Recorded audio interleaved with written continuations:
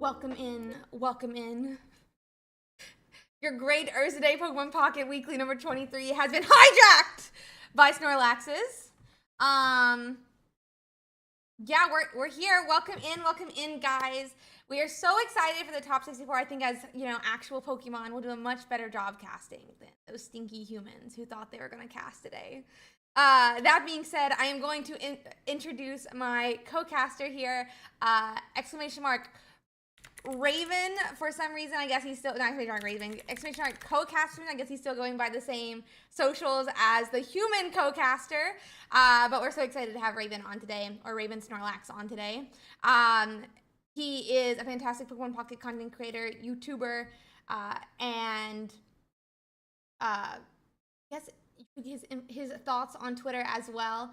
So Twitch and YouTube.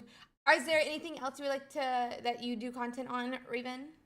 I don't think so. I was just interested. I thought you might have just ran out of nice things to say. It's like, yeah, he does some content. He's all right. I Yeah, that's about it, really. Well, you're a But Pokemon, so I don't even know how you do content, but he's a fantastic Pokemon Pocket content creator, and we're so excited to have him on today. But I think the top 64 is looking so exciting today, so I'm super excited to cast it. Are there any decks that you're looking forward to? it's a tough one. For me, it's still, obviously still early in the new expansion, early in the ranked season as well. And I think ranked has definitely pushed a lot of players to go sort of even further into deck building, right? And like sort of reacting to the meta. Before ranked came out, a lot of players were just, oh, I'll play this 'cause I think it's good because 50% of your games are against, maybe not the best players with maybe not the best decks. But I think ranked has really pushed the boat on even the tournament meta, right? Because Mm-hmm. players are really trying to find those sort of best decks and sort of those meta counters. Excuse me. And I think that's reflected in just the overall top cut we have. Yes, there's a lot of the usual suspects, but I would say that there's just a lot of them in terms of variation in general. I've had a lot of people talk to me over the past week or so of ranked of like, oh, it's just this one deck, Giratina, and it's all just that. But when you look at it and when you look at what actually are some of the best decks in the game, there's so many to choose from, and we see it across here in that top cut, right? Everything, of course, from Giratina, Darkrai, or Mewtwo, but we've still got Gyarados in there. We've got Rampados there. We've got obviously the rise of Meowscarada and the EX targeting, as well as a fair few other decks. We've got Gallade. We've still got Dialga Arceus knocking around, some Palkia as well. So for me, I'm just interested as ever in these earlier metas to just see what actually ends up on top, because it's one of those things where I just don't really know. I get asked a lot, what's the best deck? And my honest answer is I've got decks like I think are, up there, but I don't think I can name just the best deck right now because they have so many counters in themselves. Yeah, no, I completely agree. I am not sure I could pick just a single deck that is the best. And even then, when I'm like, oh, this deck is good, I'm like, but it's got these 5 different variations that you then still have to Right. select from. Like, we have our Giratina Darkrai list. Well, you could run that with Arceus, you could run that with Druddigon, you could run that completely by itself. And even that variation really isn't being shown in our top 64, like the meta breakdown. So, like, the absolute just diversity of this top 64 is insane. Meowscarada's got like 5 different forms. Gyarados has 2 different forms. Manaphy's in like 6 different decks. I mean, like, I it's I think kind what's of crazy. I think what's cool as well is, and something why I think the game just keeps getting harder as well, because we're just talking about the Pokemon. Oh yeah. What supporters do you bring? What tools do you bring? What trainer cards, or items or whatever? It's really, really tricky. And the more I talk to people, the more I realize that no one's on the same page on this. Like, yes, guess what? We're going to play 2 research and almost all the time 2 Pokeball. But when you look at are people playing Mars? Are they playing 2 reds, 1 red, 1 Giovanni, just 1 red? Are they playing the Iridas? What about Iono? What about red cards sort of coming in now and again as well? I think there's so many cool ways to build decks and like have impact on your game results by what you put in the deck. It's pretty sick, and I know it's something I've said pretty much since the game came out. And it's only become more true. Is the 20 card deck size is actually so cool for this game because you can't just not that if you really wanted to be good, you wouldn't want to just put everything in a deck because that's you'd always prefer a smaller deck, but in general, it's really difficult when you make these choices of what like mainly let's say supporters to include. They have impact, right? Like they will impact your win rate, they will impact how your games go or how your matchups go, and they're important decisions because you can't bring everything, right? You can't just bring absolutely all of them and use them all at the same time. That's not how it works. So I think even within we talked about the variation of Pokemon, but even the builds within those and on the other side of that as well is really, really interesting. And I think it's going to be a tough one to solve because there's always going to be reasons to run double red, but then you might need Giovanni based on what the meta looks like. Do you know, is Mars going to get in there? Because again, this feels like a meta where a lot of players can hold a lot of cards, but then the second you've got Mars and that becomes popular, players have to play differently and it messes up the games. So yeah, just really, really interesting overall, and I have no clue who's going to take it this time. Yeah, it's kind of crazy. I remember Mystical Island, we had these like really, really like I don't like say stagnant decks because it's almost like a negative connotation. I remember every single Gyarados, to Misty, to Research, to Leafs. I don't even the 2/2/2 line of Gyarados, the 2/2 of the 2/2 line of the Greninja, 2/2 line of the Gyarados, 2 Druddigon. Can't remember the last two. Oh, 2 Pokeball. Sorry.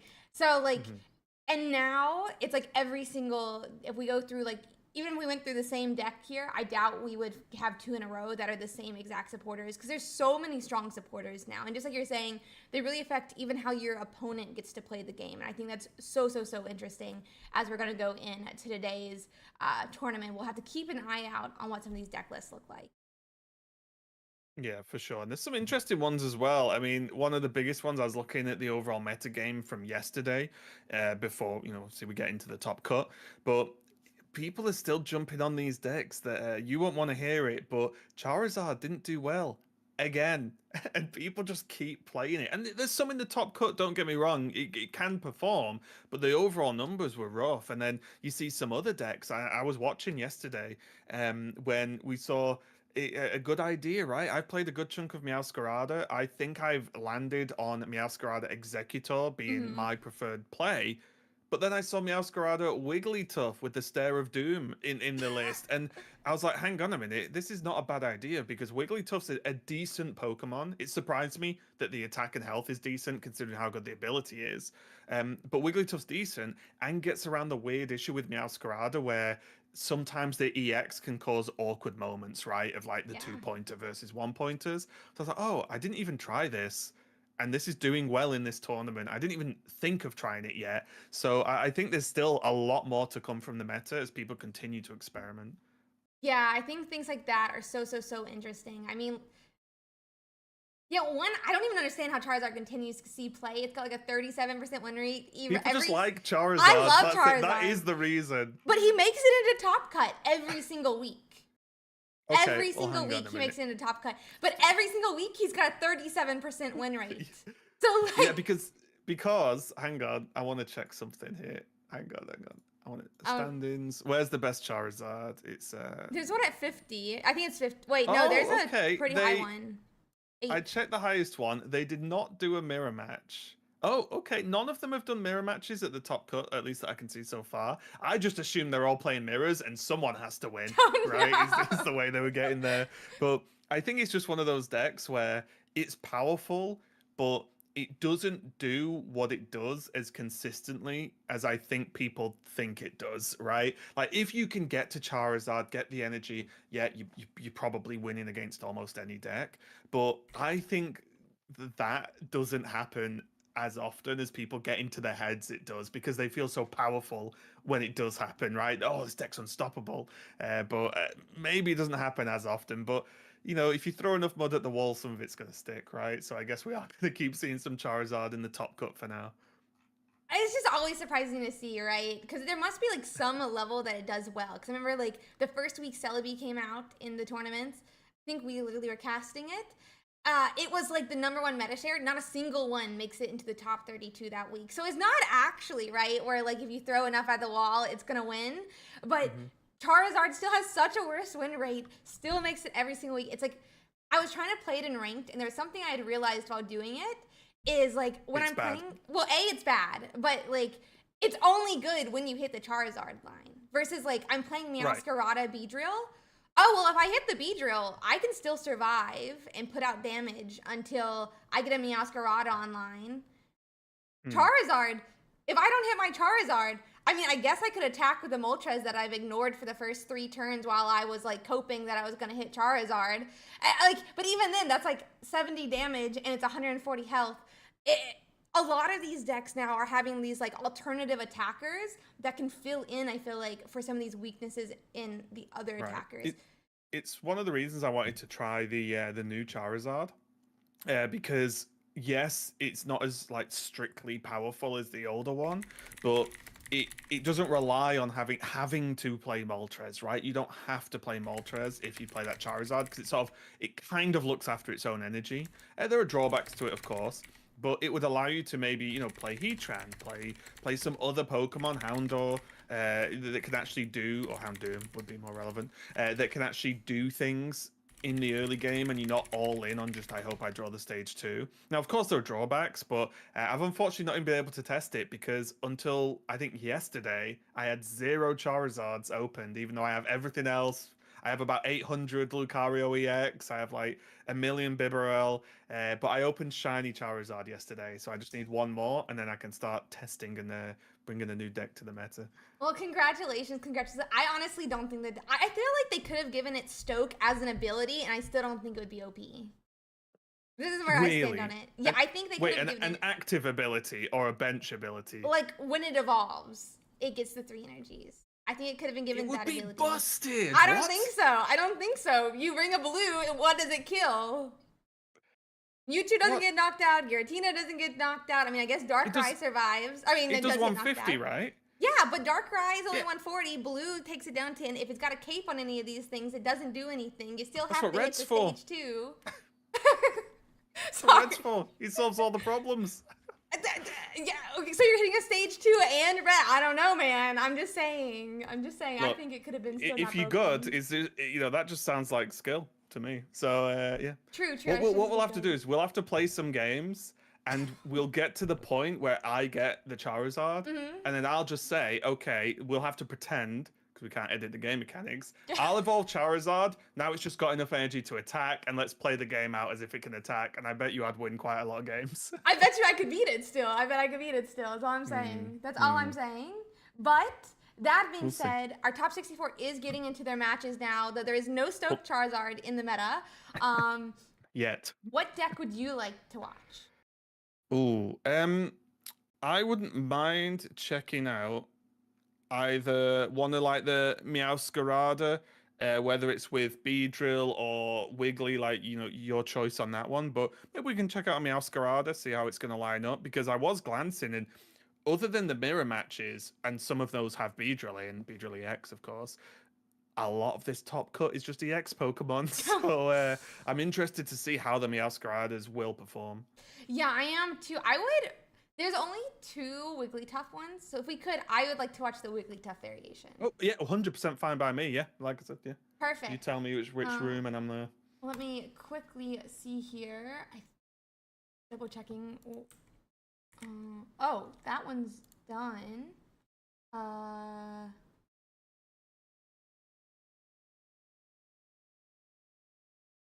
Wait, done? They Yeah, won? it looks like some Crazy. people are playing on accident. We'll see what happens there. We'll let the judges deal with that. I'm gonna find a different game then, because that was the one I wanted to watch. We can try to do it's number 1 seed versus 64 seed. It's a Wigglytuff is a 64 seed for this one. There's 2, luckily. Let me check. It looks like there should be one in channel 64 that we can watch. Cool. I'm going in.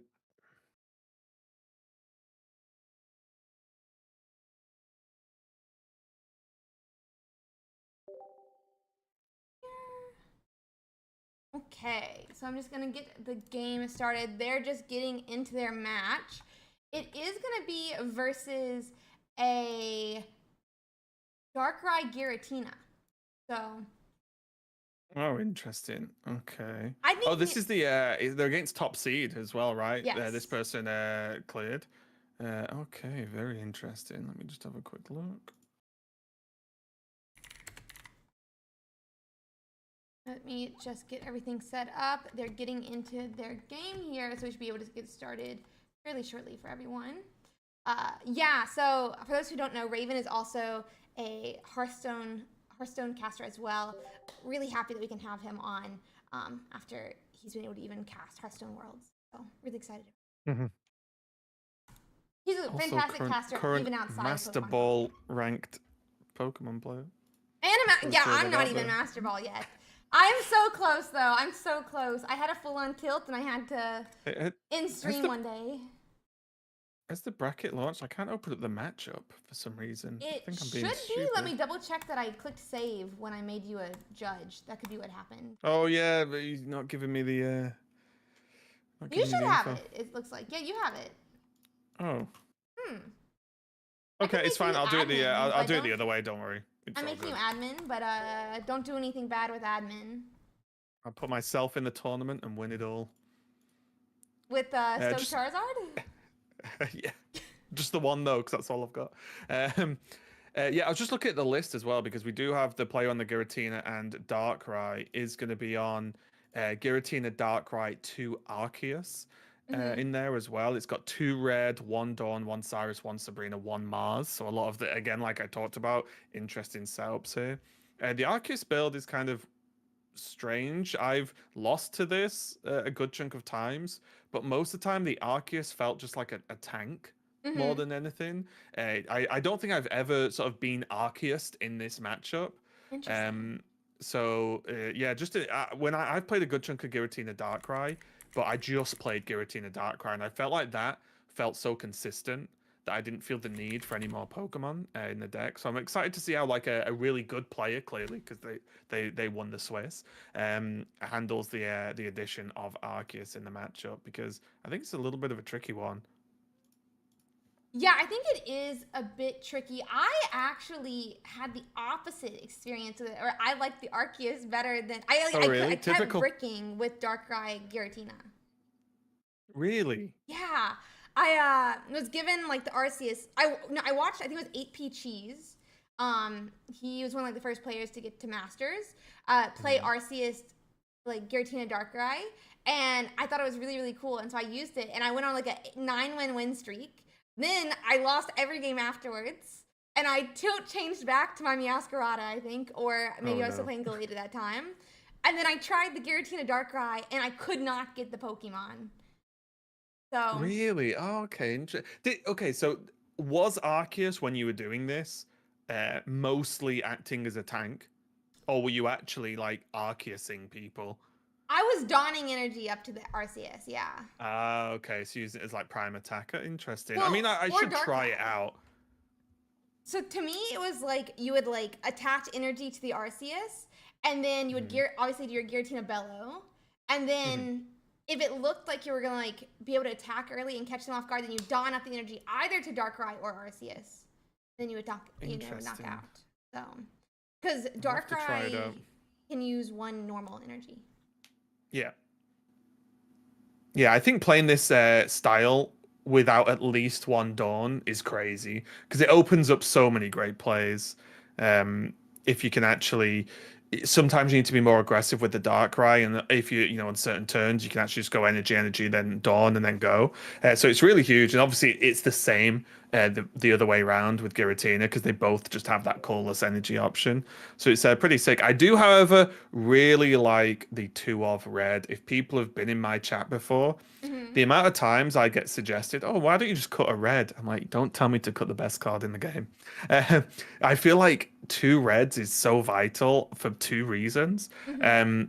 One, generally in card games, it's like a sort of general rule. If there's any card that you really want to get hold of in like every game you play, if you can run more copies of it, you're more likely to get it, right? Because that's just how numbers work. But also, I've in the decks I run 2 red in, which is most decks right now, I use two reds quite a lot because it feels like the whole metas revolves around a lot of one hit one shots, right? Mm-hmm. And people are really going like, capes, heals, everything they can possibly do to stay maximum health. So I feel like two reds is almost needed, especially in this deck where your maximum damage is 130, arguably 150 with the Darkrai plus 20, which you can't always get, but sometimes. Um, and you need red, right? There are Mm-hmm. Pokemon that out get to 160, 170 health. So it shocks me when people say they either only play one or like, oh, I should cut a red for this, for that. It's like, well, I feel like it's the best card. So yeah, I feel like red's probably made not the impact I expected on the meta, but definitely a big impact on it. Yeah, I feel like it does such a great job at like almost like overcoming the cape that was stopping Hmm. the meta from being like one shotty. And now we're like kind of back to one shotty, but I kind of like it still because there's so many pieces you need now versus like. Yeah, I think I'd like to see in the next set a few more sort of threatening non-EX Pokemon, Mm-hmm. along the lines of, let's say, Meowscarada, the fighting, pretty much all the fighting Pokemon. Just because it surprised me a lot that like being released, it didn't actually really slow down the EX decks. It just made the meta one shot a lot of the time, right? Whereas I think the plan for Red was to be like, oh, if you rely on EX too much, you'll get stomped, right? Because it's so much extra damage. But then now it's just, well, no, no. Well, now my EX can beat your EX easier. It's just like, oh, I feel like that was a maybe slightly unintended consequence. But yeah, maybe we see a few more Pokemon along the lines of some of the fighting Pokemon, like Meowscarada and stuff like that. But it does look like our players struggling to get into their match right now. Yeah, it does seem that way. So I was just thinking we could change to a different one. There's two Arceus Meowscaradas. Go for it. Yeah, yeah. You tell me which room to jump in, and I'm there. Okay, let me go check that out. Yeah, I seem to have some problems with this. So we're gonna see if we can do a different game. I'm trying to quickly find where it is. Uh,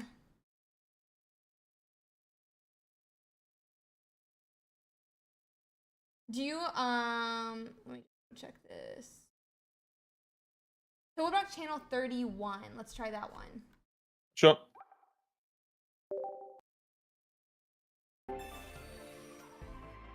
Okay, so they're already in their game. If you want to give chat an idea of what's happening while I get this set up real quick. Sure. We have a Darkrai Giratina going up against this Meowscarada and Arceus with Carnivine.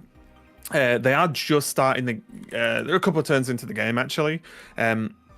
Looks like Carnivine's going to be in the opener. Arceus is down and is going to start hitting this Giratina.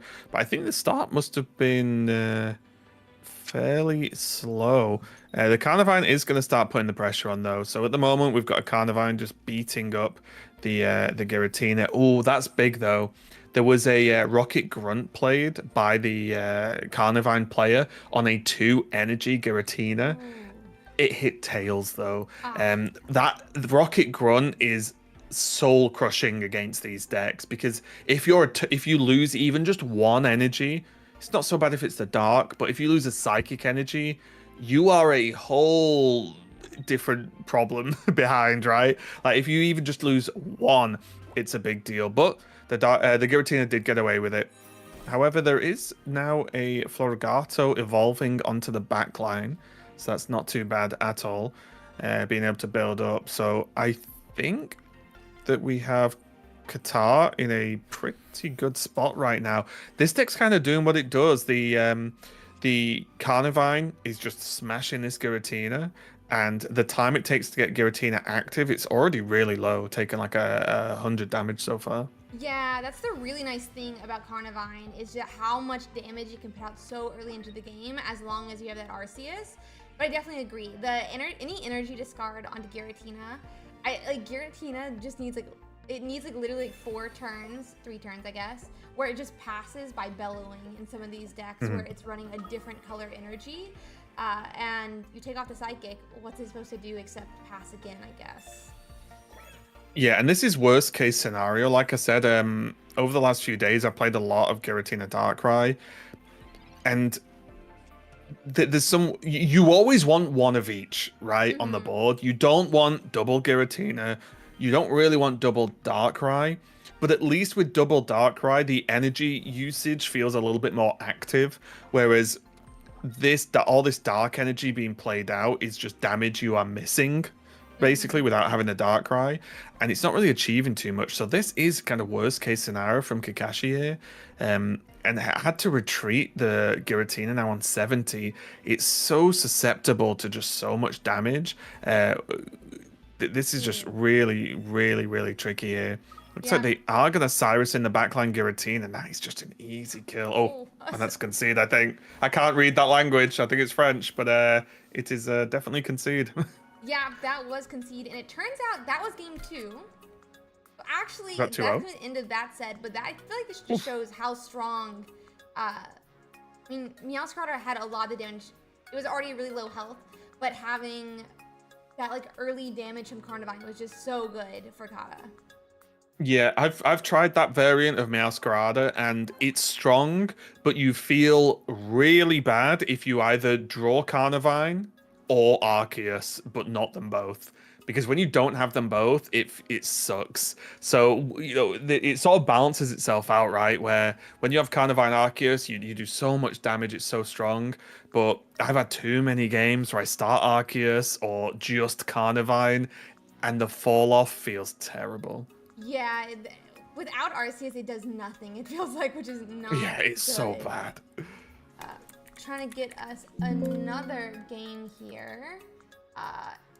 It looks like we can hop into channel 33. Got it.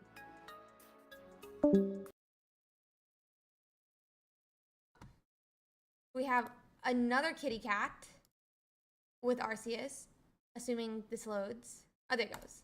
Yeah, it does load. Yeah, yeah. Okay, so it's going to be Giratina Mewtwo on the other side. Another one of those contenders for top decks. He's facing a Meowscarada though, and there is an Arceus and Carnivine on the bench. This Meowscarada looks like it can just yeet and delete this Mewtwo. However, oh no, this looks pretty safe actually. Yeah, Meowscarada's going to get rid of the Mewtwo. There's only one Giratina with one energy total right now. So even though they were 2 points behind, it I'm guessing that the Giratina player knocked out a Sprigatito and a Carnivine so far to get those 2 points. But this is a problem, right? And again, this is one of those issues. The psychic version of Giratina can actually obviously climb energy way faster. So this can be one bellow turn plus energy attached, the next turn energy attached attack. However, great timing, of course, but it is just facing a full health Meowscarada just chilling, as well as other stuff in the back line. So a little bit spicy. I'm guessing there was no extra damage available. Yeah, that's so sad. But luckily, it's 1-1 in the set now, so we Hey. don't have to leave.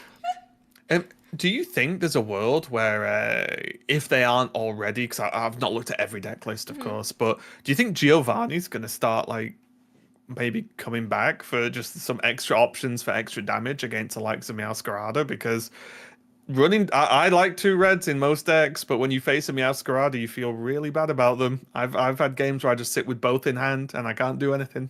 Yeah, it's definitely not good when that happens. I did see some of these like almost. I don't know if I should call Giratina Mewtwo like Giratina Mewtwo or like a T17 because it's only 3 Pokemon. But Mhm. but that being said, I've seen some of them running Giovanni, but they have 17 supporter slots as well. Yeah, and also as well, that's a good one because Mewtwo with the Giovanni hitting for 60 for early basics is also a nice Yeah. side. It's like they hit multiple breakpoints with Giovanni with that comp, right? Which is really nice. That's a great point. Yeah, Mewtwo really synergizes with that Giovanni, where some of those other decks don't as much. So kind of interesting to see it in this deck. We'll have to see if it expands though out some of those other decks. So we are going to be going on and getting to the game. It is lagging a little bit, but we are starting Arceus this time. But I think Sprigatito being safe on the bench is exactly where we want it.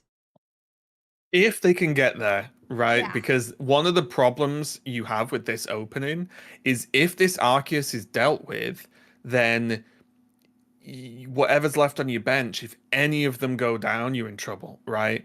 Because you lose. Yeah. So if this Sprigatito gets to Meowscarada and evolves fast enough, fantastic.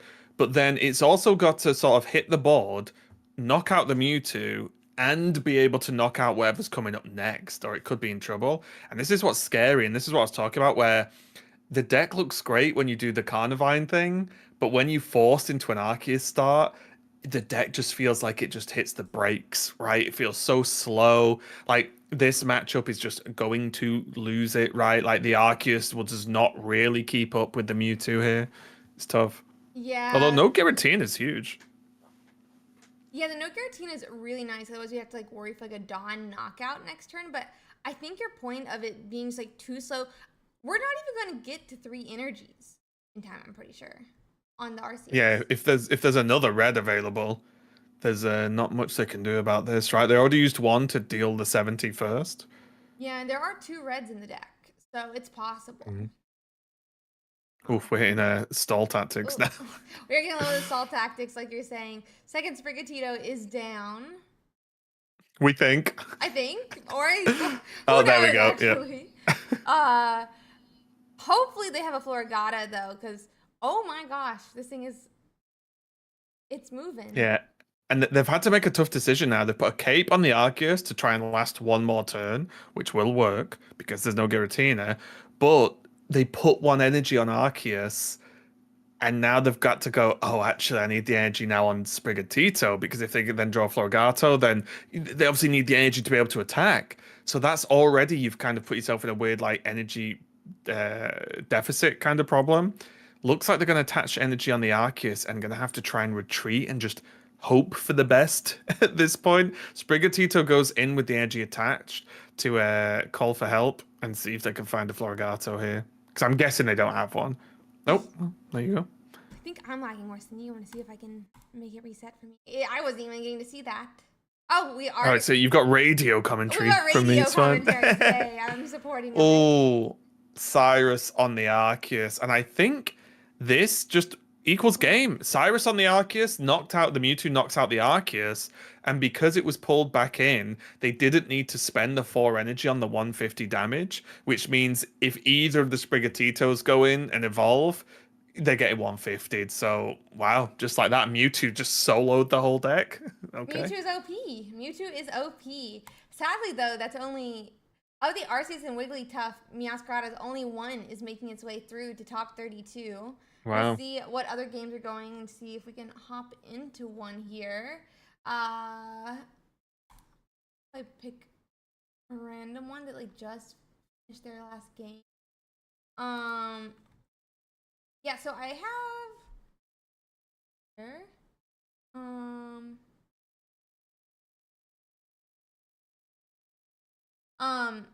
you want to hop into channel 46? Yeah, sure.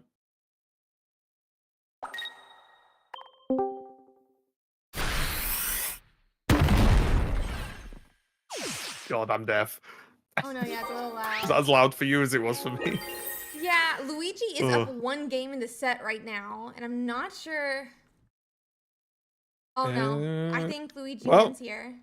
Yep, great timing. I'll look for another match.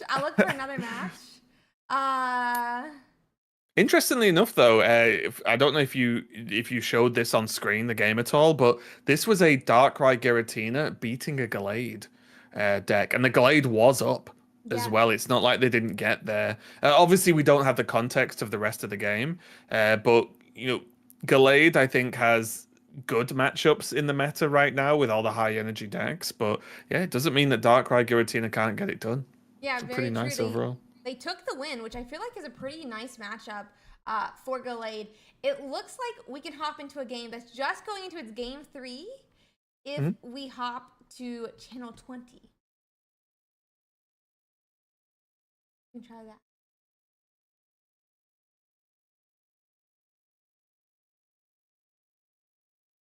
Have a little look see.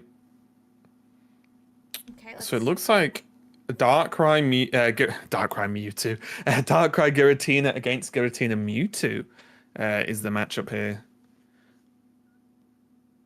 Yep, and we're just gonna be getting started. Uh, be light. Both players on the immersive Giratina. I'm actually hunting for a second Giratina,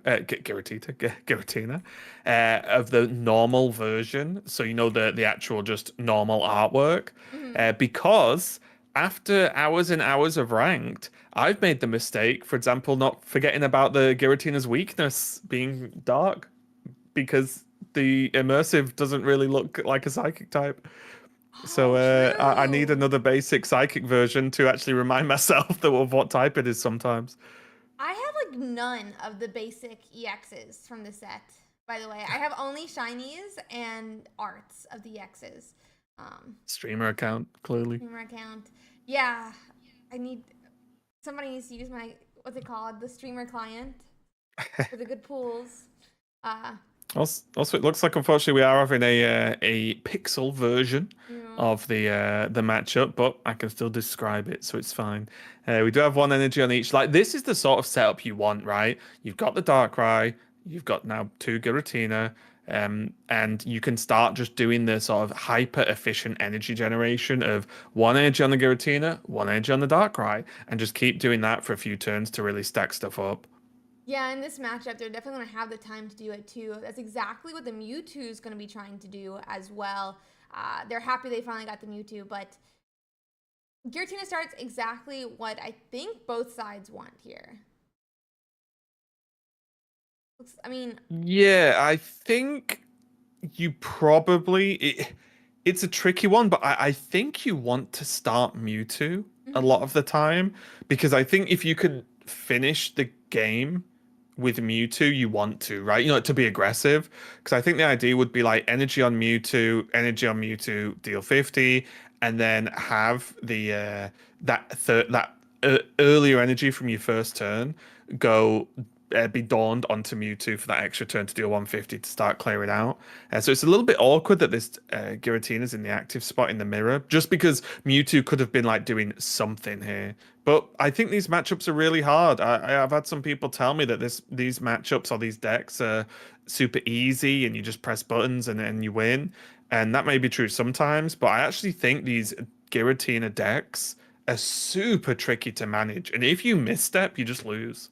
I completely agree. Yeah, Giratina, sometimes it feels like he has his own Achilles heel, in my opinion, where like you want to attack so you can put out damage, but once you attack, you are in range of your own attack.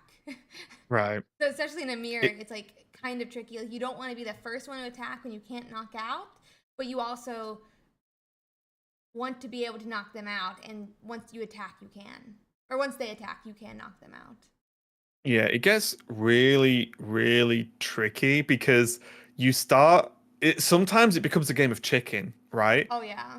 Of like whoever attacks first loses, but not all the time. That's true. So it gets really difficult where you can't just say, "Oh, this is the rules of this deck. Mm-hmm. Do this thing every time, and that's how you play the deck." Because although that it's a good baseline, sometimes you've got to play a bit weird. So yeah, I think these decks are really taxing. So props to all the players who have made it pretty deep in this tournament with these decks, because that many rounds of Swiss keeping focus can be pretty hard. And again, like I said, I bet you any money someone misclicked Giratina's ability instead of attacking in this tournament at least once. That's happened to the best of us. So there's a lot of things you can mess up, but I do personally, I think, favor Darkrai, probably because I've just played it more than the Mewtwo version here. Yeah, I haven't tried the Mewtwo yet, but I remember last week's top 64, we had it happen multiple times on stream where they hit Mm. bellow when they definitely went to attack. So it's probably happened during Swiss rounds yesterday as well. Uh, I need an ability check notification, right? Like, you sure you want to use this ability? yeah, you can leave your attack on, but it doesn't seem that bellow works the same way. Yeah, they need to add that because that is a safety concern as far as I think. Mm-hmm. Should we air anything that Here, ends your turn? This is a weird one as well, and this is where Mewtwo being in the back is a positive. Hmm. If the Darkrai is also in the back, because Darkrai, although strong against Mewtwo, doesn't just beat Mewtwo, right? Because Darkrai's got a relatively low attack. Yeah, it does. So you actually want Mewtwo to be in the active to chip with the Darkrai energy. So you can see here the sort of game you've got to play, right? They've had to retreat the Giratina, swap in a Darkrai to knock out their Giratina, so they bring in Mewtwo, knock out their Darkrai, so their Giratina can then potentially knock out their Mewtwo. So it gets really tricky to manage it because that sounds simple, straightforward, but they know that's what you want to do, so they can then plan around that as well. 100%. Yeah, and even like you were saying, I actually just forgot that Darkrai had uh the type advantage. So I'm sitting here like, oh man, Yeah, do you it's really the want to attack immersives. when 10 damage is left? Because Giratina's a dragon as well sometimes. Right, yeah, yeah, yeah. So, which has no weakness. No type advantage against it? Whatever you want to call it. Yeah, no weakness apart from the design of the card itself. Yeah, we have to have multiple energy types. It's like Chuck Norris. It's only really weak to itself. For sure. Mewtwo is up and is going to be able to knock out this Giratina. Not Giratina, Darkrai, but with it at least will have to discard, so it won't be able to immediately knock out another Pokemon. Yeah, it doesn't. I think is this checkmate though? Does the Mewtwo just win? Because this is one of the weird issues, and another thing you have to think about with the Darkrai version is it's very easy to be like, oh well, Darkrai Dawn, that's cool, but that's also only 150, right? So it's Yeah. not 170. They needed to be already a Dark Energy on Giratina. Um, so like now you can say Darkrai, uh, Giratina, and Red, right? So this is again where I think some players that have maybe not played it a lot might just autopilot. Oh well, Dark Energy on Darkrai, Dark Energy on Darkrai, and only attached it to Giratina when you're going to attack. You have to think a few turns ahead because if there was like, maybe at some point earlier, 20 less damage on the Giratina, could it have already been knocked out? And you actually had the dark energy on on this side of Giratina already. So just a lot of mental gymnastics to set up these wins. Because I think this Mewtwo's feeling probably okay if it can get a retreat. Yeah, I think like Giratina and some of the other supporters have really introduced new damage counts that are way harder to account for, especially now that we're having more and more dual energy decks that aren't just dual energy because it takes 3 of any energy color, Hmm. right? We are going to swing, but at least, I mean, as I was saying earlier, like Mewtwo can't swing for 150 here. Yeah, this is the issue, right? The no energy, and again, it's where it gets really tricky. Like no energy on that back Giratina, so no Dawn capability.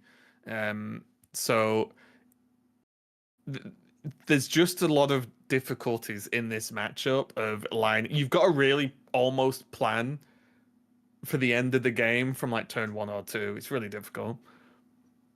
But with no Dawn and no energy already on that back Giratina, unless there's another cape, this still is just game, right? Because now there's the main Giratina on the bottom has that energy already equipped. The 20 damage from the Darkrai on the bench is going to come out and seal the deal. Yeah, but it doesn't look like there's a cape coming down, so I think this is going to Yeah. be game, and Light's going to take the win.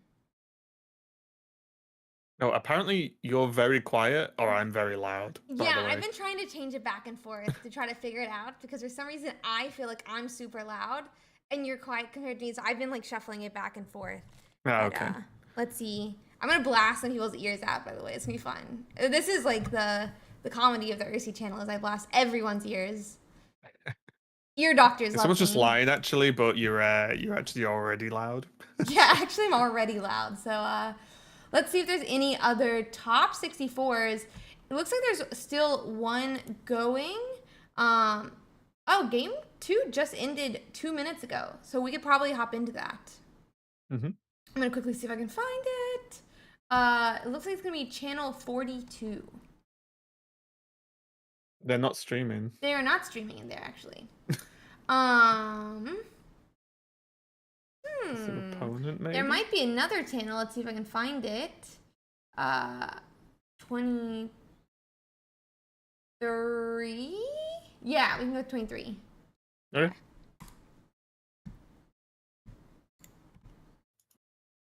Wait, did we both deafen at the same time? Yeah. Oh no! I was just getting it in case you didn't do it, that's all.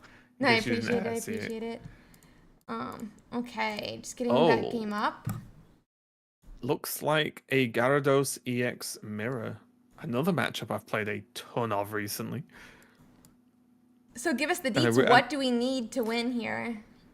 It's tricky. So at the moment, both players are on 0 points. Oh, I see what's happened. Okay, so I was confused for a second because the game state looks weird. Both players are on 0 points. It looks like they've had their Magikarp in and been either forced to evolve it or it got Sabrina'd in, which means they're just manually energying up this Gyarados with the Rocky Helm to be able to get it ready. And it will be ready for a knockout next turn. The bottom player here, Legalize, only has Palkia, Origin Form, and Manaphy. No Magikarp, which pretty much just means you are going to lose. I think in this matchup, Rocky Helmet and Palkia O are hugely important because you want to Manaphy first, then you want the Palkia, even if it doesn't have the energy, you want the Palkia to just sit there with Rocky Helmet on, make your opponent's Gyarados attack it, then you bring yours in and go red, bang, 160, game over, right? Unfortunately, though, for Legalize, they do not have a Magikarp at all. So this is just going to be a Manaphy versus a Gyarados, and I know who I would bet on. So it looks like this game might be over pretty quick as well. Yeah, it does seem that Choco's way. Going to take the win. I mean, Choco has hit. I mean, I don't say hit everything because obviously having the Magikarp in the active was not what they wanted. But Legalize has hit nothing. And with that, Choco looks like they're going to be securing their game 3 and heading to our top 32. We definitely have jumped a lot around in our top 64. It's the curse. It was a little bit of a curse, this one. I'm going to bring up our top 32 here just so that we can all check it out together. Let me do bracket. And then hopefully we'll be able to pick a top 32 for us to watch here. That's a shame. The two of the Meowscarada Beedrills are fighting each other. Oh no! Which is probably unfortunate for them. Probably not the matchup they want. Definitely not the matchup they want. I feel like that matchup is both like interesting and at the same time not. It's like if you have, I can't actually like figure out how to word it because I played a lot of Meowscarada. Sometimes it feels like the person who hit all their Ericas wins. Sometimes it's like, oh, the person who hits Team Rocket with heads wins.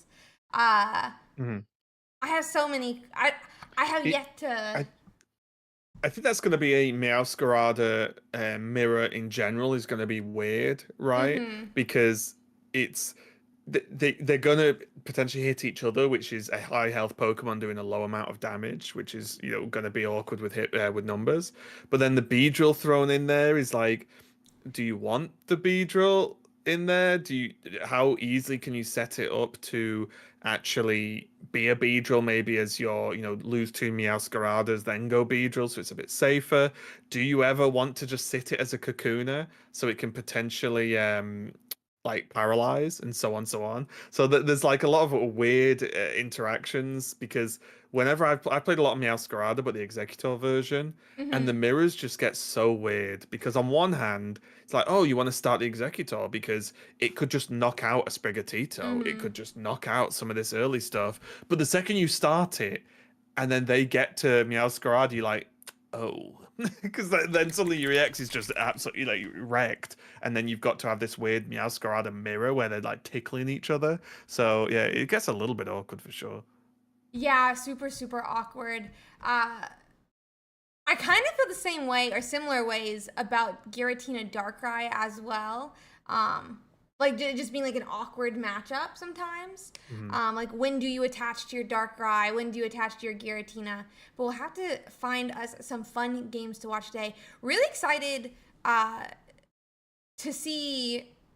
I think I'm kind of interested to see how uh, the one second, sorry, the Rampardos' play, because I felt like Rampardos Mhm. completely lost its place in the meta when it was like all Drudagon, Giratina, Darkrai's. But with the lack Right. of Drudagon, it's able to still play in the meta, if that makes sense. Yeah, I think the deck's still really good. It's got obviously like really high damage output. It's never a deck I'm like happy to run into because the second they get fossil, you're like, oh, here we go. It's all over. But it's also a deck that I think people are so used to playing against now. They have it in mind, right, to actually try and punish a little bit. So you can get the job done, especially if you're going to be one of those decks running like Rocky Helmet. Because I think that's a huge discussion right now as well. Is like, should you be playing Rocky Helmet? Should you be playing Cape? Should you be playing both? In what decks? And because they have such an impact on some of the matchups. So yeah, we'll have to see how it goes. But I think Rampardos is more than capable of grabbing a win. Yeah. Are there any decks you particularly would like to watch for our top 32? Let's because the Rampardos I see is against Palkia, so I'm not sure how Yeah, I'm happy not I am sure on about that that. one. Yeah, Uh, there is Meowscarada Arceus against Giratina Mewtwo, and it is Judy playing the ooh, Giratina Mewtwo. that's an interesting And one. well, I don't know if he's currently top 10, but at least he was last time I watched top 10. Hmm. So he knows what he's doing on that Giratina Mewtwo deck as well. So that could be a good matchup if you fancy it. Yeah, let's do that one. I definitely love. I think he was actually going for like rank one last night, is what I think I saw him Hmm. saying. So I'd love to see his gameplay because I think he's been doing a lot of this deck, and so I'm sure it'll be a masterclass. Yeah. Do you have an opinion on which planet do we watch from? Not whichever one's got the quality. Where's Kata? I think we Kata, spectated we Kata earlier and they were okay, right? were they okay, or were they one that was like really? We could jump. I'm sure Jody's is actually good quality as well. I can just drop you the Twitch link. Yeah, I was gonna say he is streaming, right? So we could Yeah, just watch that if that's fine by me. perfect. I'll send you the link real quick. Okay. And we'll just stay in this room, right? Yeah, we'll just stay in this room. No reason Okay, cool, to, cool. no reason to change. Complicate things. Exactly, exactly. Just popping up the channel to get it on stream. It doesn't look like they've started just yet, so we'll have a second here to get the stream ready. I think this matchup is, in my opinion, after I've played a lot of the Beedrill version of Meowscarada, so obviously very different, is I like them. I like the matchup from Meowscarada. I don't know about it from the Arceus position though. Yeah, I think this is likely to just suffer from having bad openings because the Giratina Mewtwo kind of doesn't have bad openings. You're either getting Giratina or Mewtwo. You can make both of them work, right? Obviously, you've got the opening you would like, which is at least one of each. But overall, this deck with Arceus, Carnivine, and Meowscarada can get tricky, right? Because they won't want to start Meowscarada probably, or start Sprigatito, because it can be vulnerable to that quick cycle onto the Mewtwo to pressure. So we'll have to see what happens. Looks like they are getting into the game though, and it is going to be Carnivine going up against a Mewtwo. Ooh, I feel like that's exactly what Kata is going to be wanting here. Carnivine is so nice as long as you can get your Arceus going. Because, I mean, 50 damage per turn is really, it's just really nice. I don't know how else to put it. Right. Especially for one energy and then allowing you to set up. It doesn't get one shot by even a Giovanni Mewtwo attack at 2 energies. Though obviously it does have some problems on a second attack, but still a great start. Yeah, what'll be interesting here is if there's Giratina into Dawn for the Mewtwo that can pressure the Carnivine, sorry, that's good. But then they pretty much all in on going for this Arceus because that's the follow-up, right? You go 50, 50, there goes the Carnivine, and then just blast the Arceus and call it a day. It does look like they are going to Sabrina the Arceus in and not try and... Oh, or Ooh, not?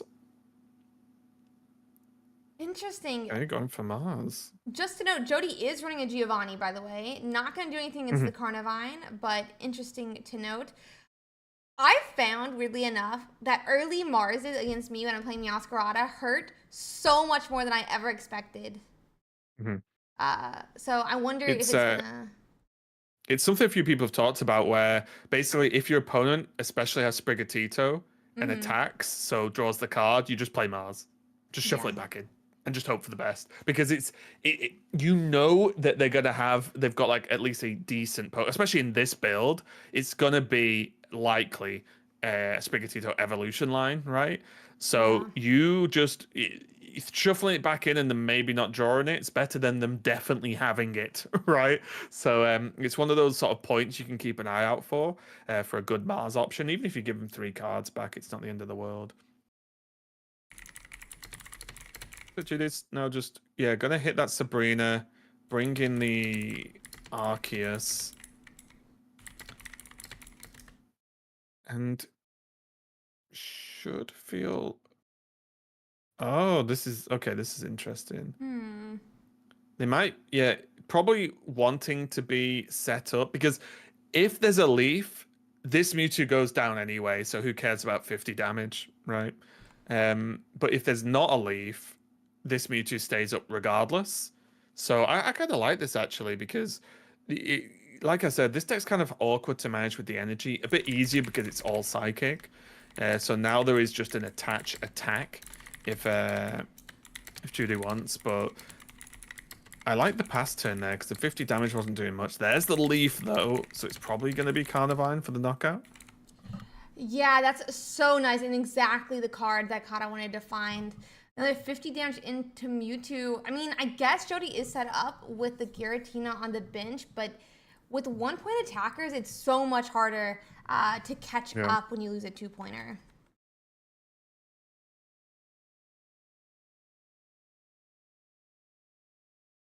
Yeah, this is what I would imagine Jude wanted to dodge is the Carnivine coming in was predictable, but the Sprigatito now hitting the board is annoying because now they can bring in Sprigatito, then you don't have the option of going for that big knockout with the likes of Red. Oh wait, do they have Dawn? Ooh, a Dawn would be huge Dawn here, plus so... Pokemon would just... Well, they've got a Pokemon because they just play Pokeball, right? Yeah. Second Carnivine.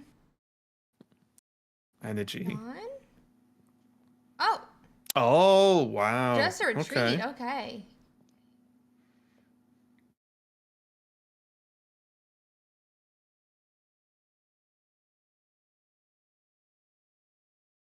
It's gonna be Cape into Pokemon Center Lady. Another supporter that's, I think, kind of up in the air as to how good. I feel like there's people that either think it's one of the best cards in the game or one of the worst. Honestly, because it's a tricky one. 30 health is more than 20, which is potion, right? But it does do the status effects, and 30 could be, 10 health difference could be a big deal. But now Jude is going to knock out the Carnivine, which means now there's just one more Pokemon, regardless of EX or not. But I imagine because they did so much to defend this Florigato, that they almost certainly have a Meowscarada to finish this up. But do they have the red? No red. If there's a heal. Ooh.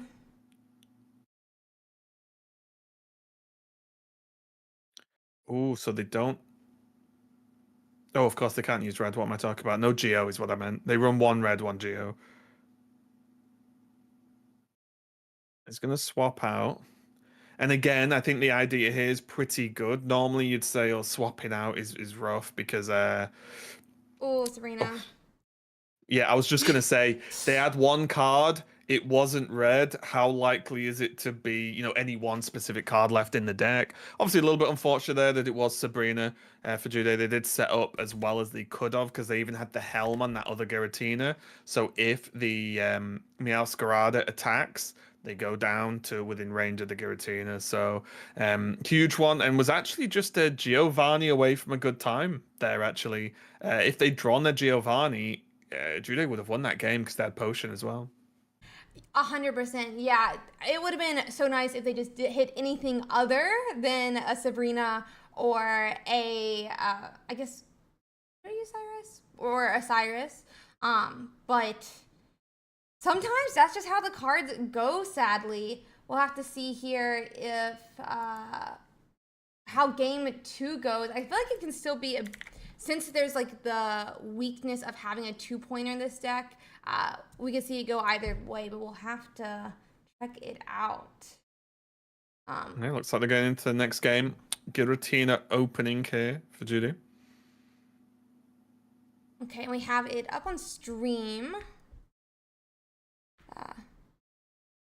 Carnivine again. I would not be happy he has Jody right now. Well, if there's the Arceus, right? Yeah. Oh, well, there's a Pokeball. Let's see. I'm trying to see if they run 2 Arceus or if it's 1 Arceus. It is 2, It's so there's 2. like a... Yeah. I guess only a 40% chance of hitting Arceus. I don't see it get played. Oh, there's the Arceus. My lord. Full house. That is because that's also the split you want, right? Mm-hmm. You would probably want double Carnivine, 1 Sprigatito, Arceus, because then you can go Carnivine, Carnivine again, and then by that time you either have beefed up the Arceus or more, realistically you've got to Meowscarada.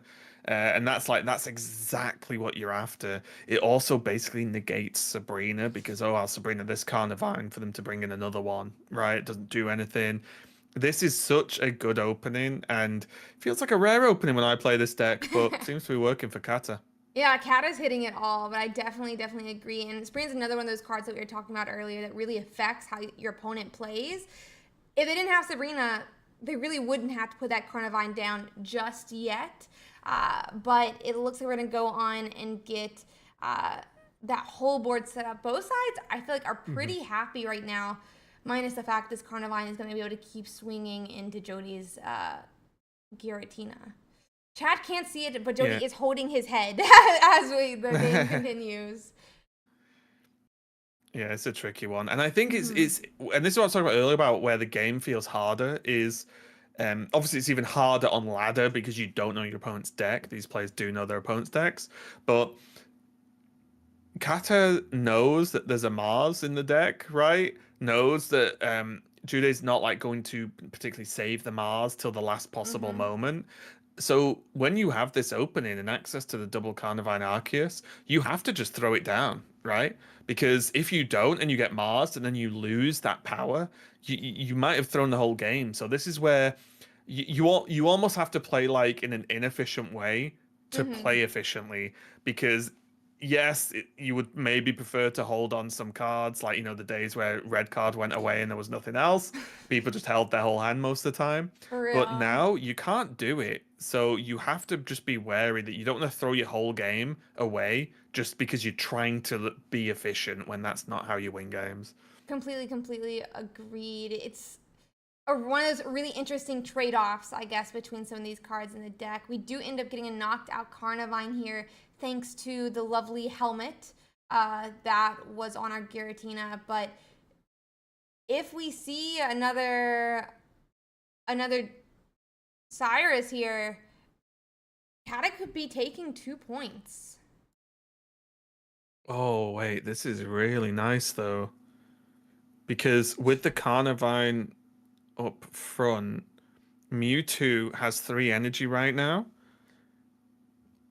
If there's the Sabrina available, then Jude either knocks out an Arceus and wins, or they knock out the Florigato, which isn't strictly a win, but feels like a win, right? Because that's the Pokemon you're really afraid of in this matchup.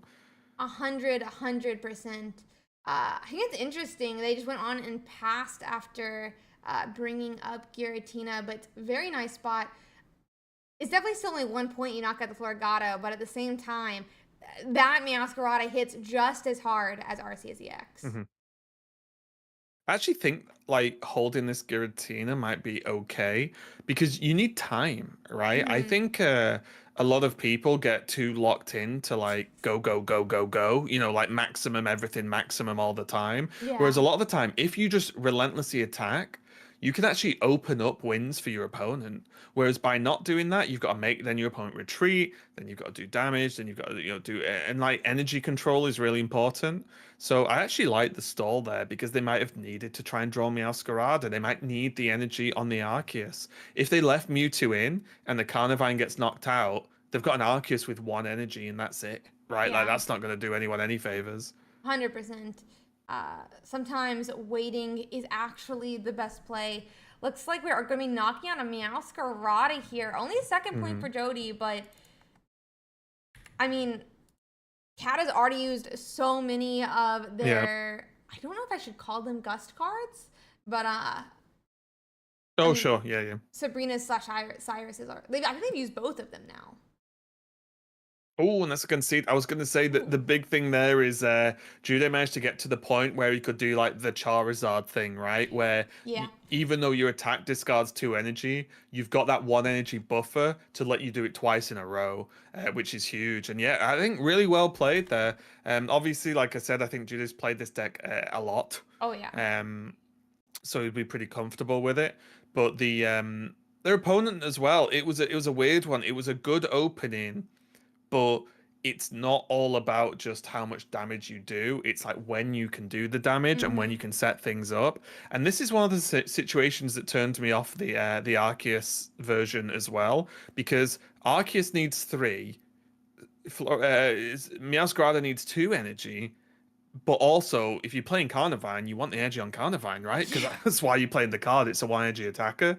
So you can get in those sort of pickles where you've got a lot of Pokemon that want a lot of energy, and you just don't have the time because there's no ramp in the deck, right? It is just Mm-hmm. 1 energy per turn go. For sure. It's kind of funny with some of these like non-ramping decks. Uh, the resource for energy just becomes like so much more important because Mhm. there's so many Pokemon that want it, but not enough energy to go around. Uh, Jody is starting with a Mewtwo in the active this time. Interested to see how that does, but I'm not sure it's exactly where he wants it. Kata, I also think doesn't want Arceus in the active for their beginning I was spots. gonna say, if there's ever a time to start like this, it's when you're facing down a solo Yeah. Arceus in the active spot. Then you're just like, yeah, just give me anything because this is like honestly, starting Arceus feels like one of the worst things in the Mm-hmm. game right now. Like it's just the one thing you don't want to happen. You'd rather have Carnivine hit for 20 sometimes, right? And just sit there. Honestly, I think But there yeah, might have Ino been comes out. a strong Mars. I think in a position like this, Jody does want to have a Dawn in hand, and we just saw a Dawn get put back in the deck and not redrawed by that Iono. Uh, Hmm. It was funny though, right? Because the weird thing about Ino is your opponent's hand doesn't matter when you play it most of the time, right?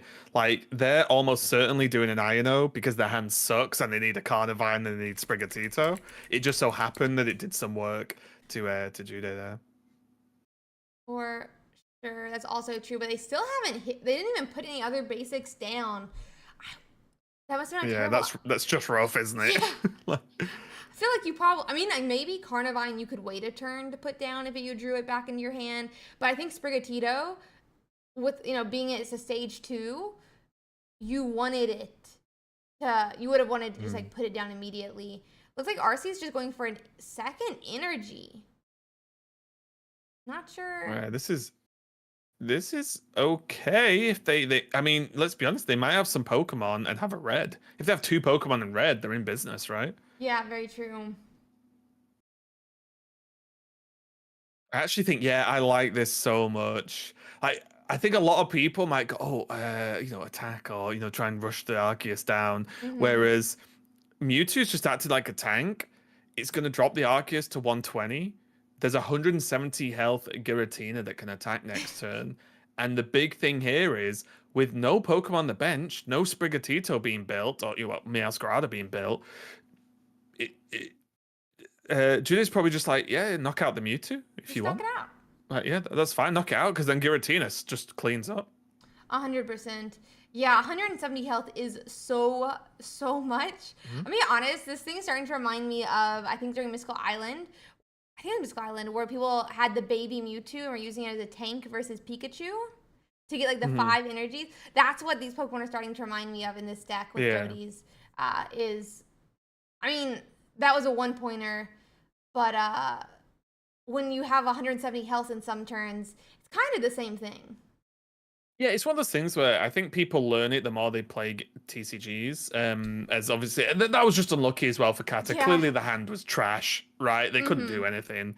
It is what it is. But I think it's something that people learn as the more they play and the better they get. Is the like whether you're winning or losing isn't how many points you're on, right? Yeah. Like the only point number that matters is 3 or more, obviously. But passing 3 points. So that's one of those situations. It's like, yeah, beat up the Mewtwo if you want, because if you do, that puts me in a spot where I'll win. So that's fine. I think you can beat up that Mewtwo all you want. So I think like acknowledging those points and being good at like accepting that you can sort of fall behind, so to speak, but actually just be ahead and be setting up to win. Because like I said, nothing matters until your opponent or you are on 3 points. So yeah, really well played there. Judah getting the job done. Helped out by Kata having what must have been a horrendous hand for that last game. Yeah, that last game, I mean, we Iono'd for the hopes of fixing the hand, and it still did not get us a single Sprigatito, and I assume a Leaf either, since next turn we still had to put a second energy on Arceus. That being said, the first 2 games, very good for both players. Great job by them. We'll have to see how it continues. My brain did not work for the clock for a second. I'm trying to see if we can find us another game here. But yeah, sometimes just going slow and steady behind your tank and just trusting you'll hit the energies is kind of the correct play, especially if they can't knock you back out and you can get all of your points you need in the end. Yeah, I think it's something Giratina is going to teach a lot of people. It's something that, you can go back and watch the VODs to check, but a lot of people, I think, were down on Giratina when it was revealed before we got to play with it. Whereas I was highlighting where it's like gaining an energy or gaining effectively 2 energy per turn, because you have the one from your zone, is super strong. And not attacking isn't that big of a deal most of the time if it ramps you towards these big hitters, right? Because who cares if you didn't deal 50 over there, 30 over here? Obviously, we didn't know what the decks were going to be at the time, but who cares if you're not attacking the first couple of turns? Because unless you're doing something like Misty, they're not probably game-winning attacks necessarily anyway. And like, who cares about that if you're going to double the energy you have access to in a game, right? And then get to these things that are just one-tapping Pokemon. So I'm glad to see that Giratina has actually done well and performed, because I think it's a super interesting card. Yeah, I'm really interested to see how players continue to play with it, because I guess we had like almost similar with like Magnezone, but obviously he can't tank, right? He can't take it. Well, he can tank once he's set up, but very different play style. So we'll have to see how it continues to go. It looks like there is a match just going into their 3rd game in channel 55. Okay. We can hop over there.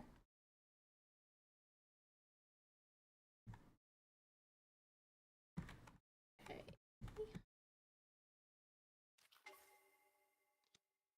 We are deafened.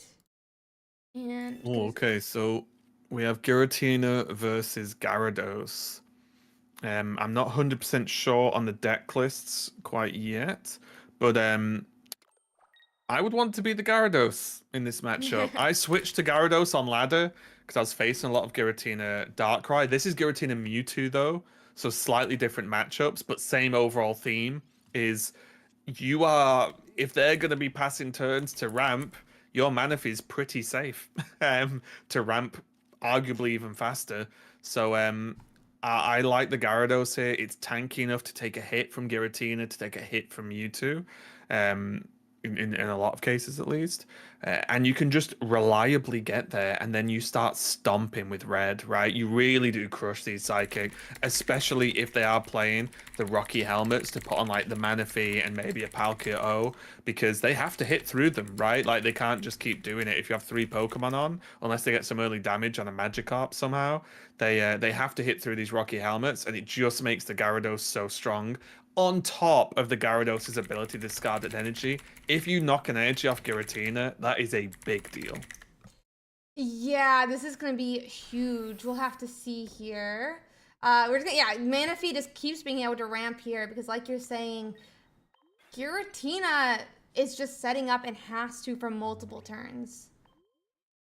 It is going to be able to knock out this turn because, again, because this is the Mewtwo version, the speed in which Giratina gets ready is it is obviously a lot faster, right? Because you're actually having 2 psychic per turn, not 1.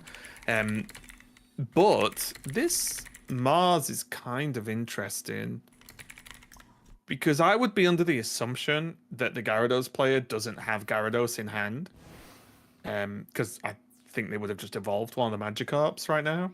And by Marsing, yes, you can argue each turn you let your opponent draw a card, they're getting closer to a Gyarados. But I don't think the hand was that big.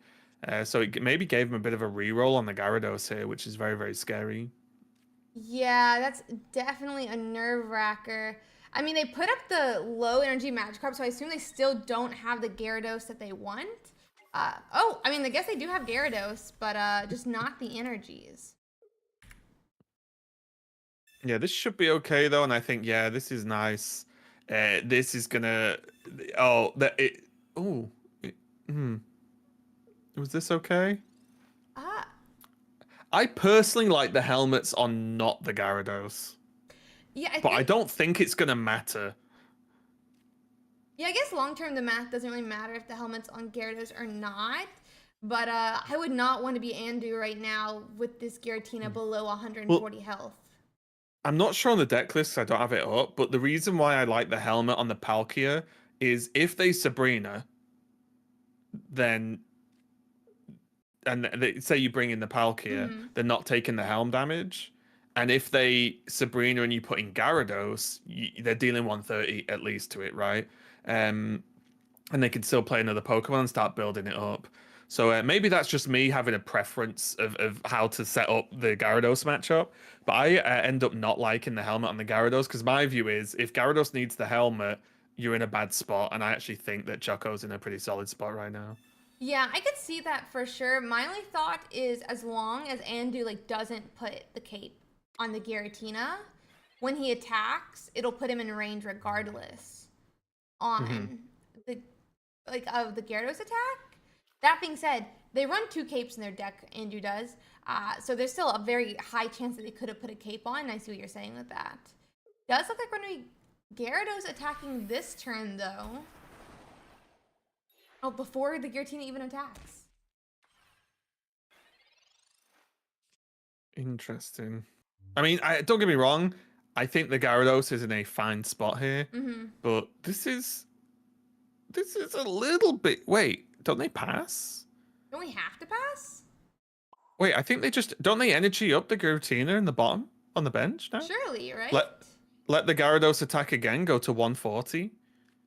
And then we could, like, hopefully have a red to attack the next turn. Yeah.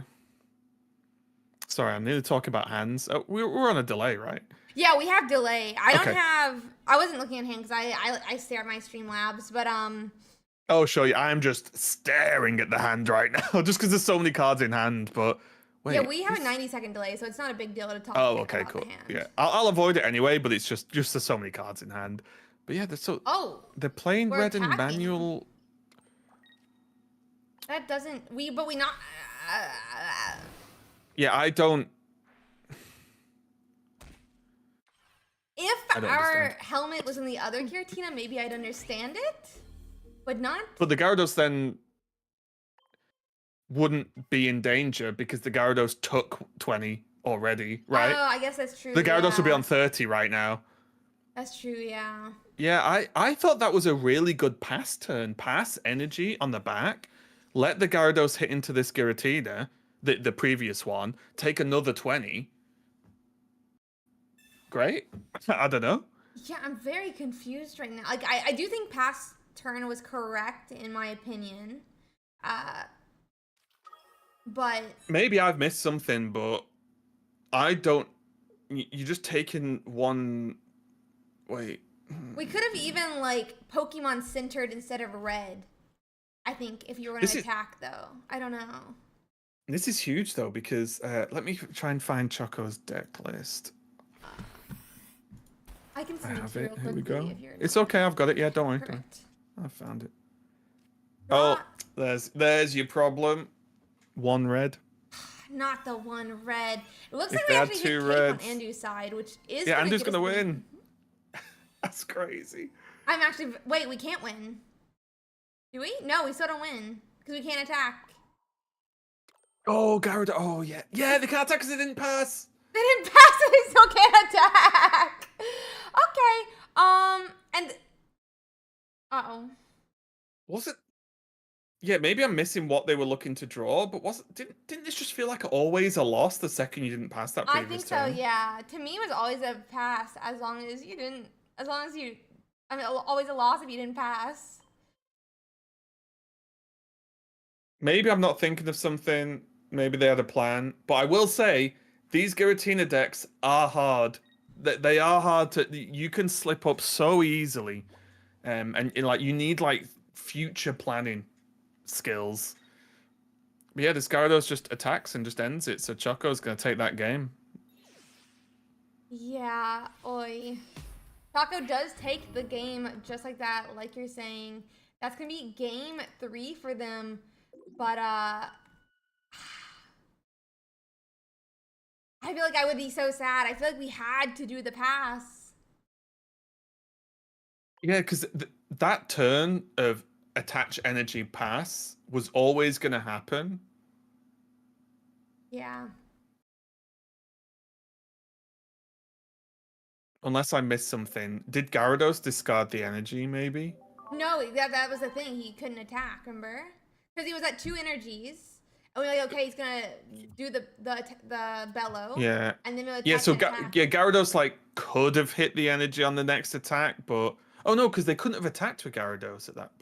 They could have attacked Wait, with if they Gyarados atta- because Oh, they could have attacked with Gyarados. There's a world where they hit the energy on the back Giratina, but that's Yeah. just is what it is, right? Like that's just the game, That's what Gyarados does. exactly. And Yeah, I that mean like really tricky.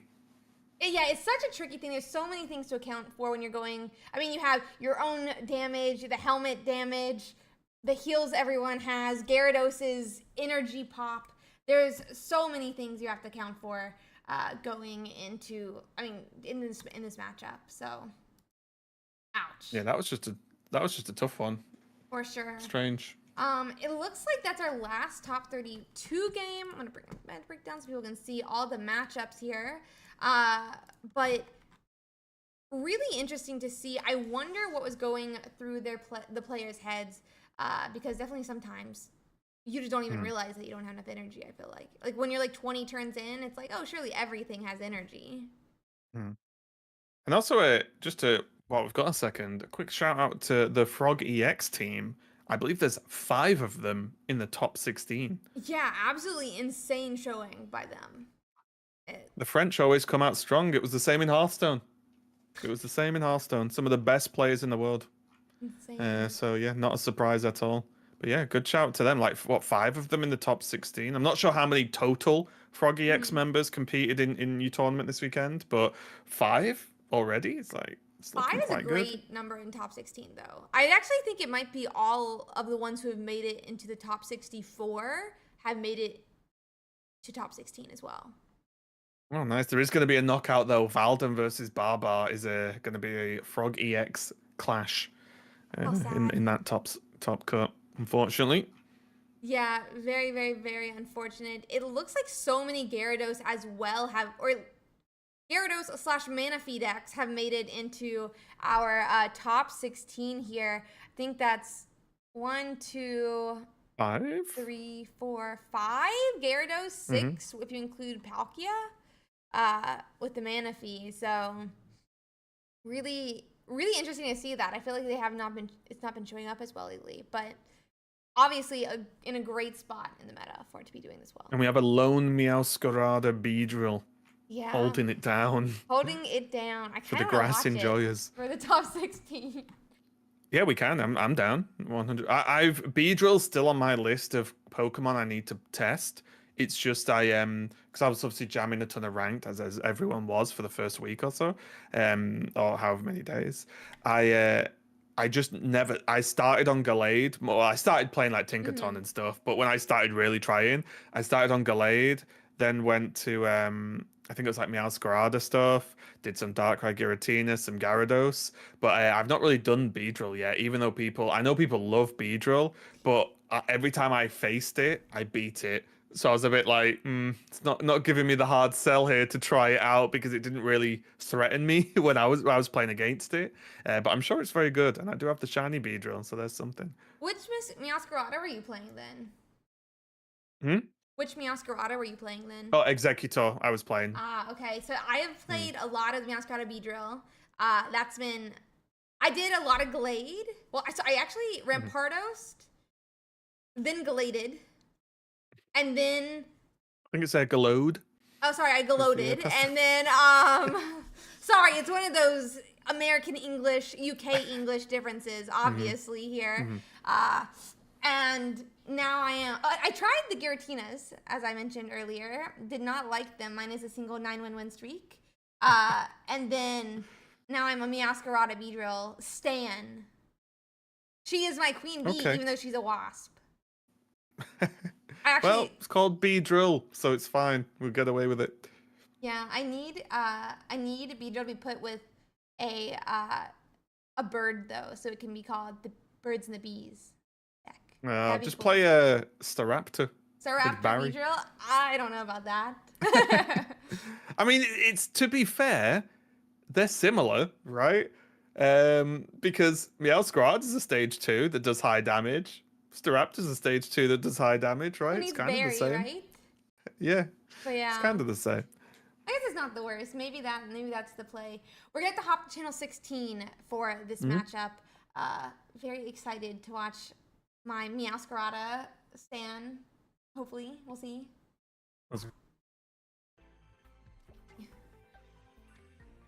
I'm deaf again.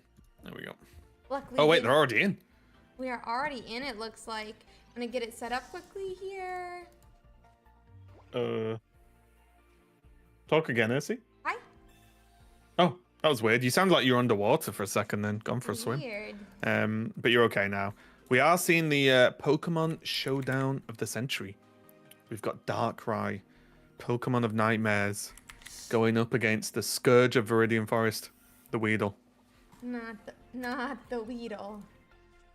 And Weedle's actually winning because it's grass versus Darkrai. It's actually comedic that it's winning against it. But let's. Oh my god! For a second, I had to freak out. We're good.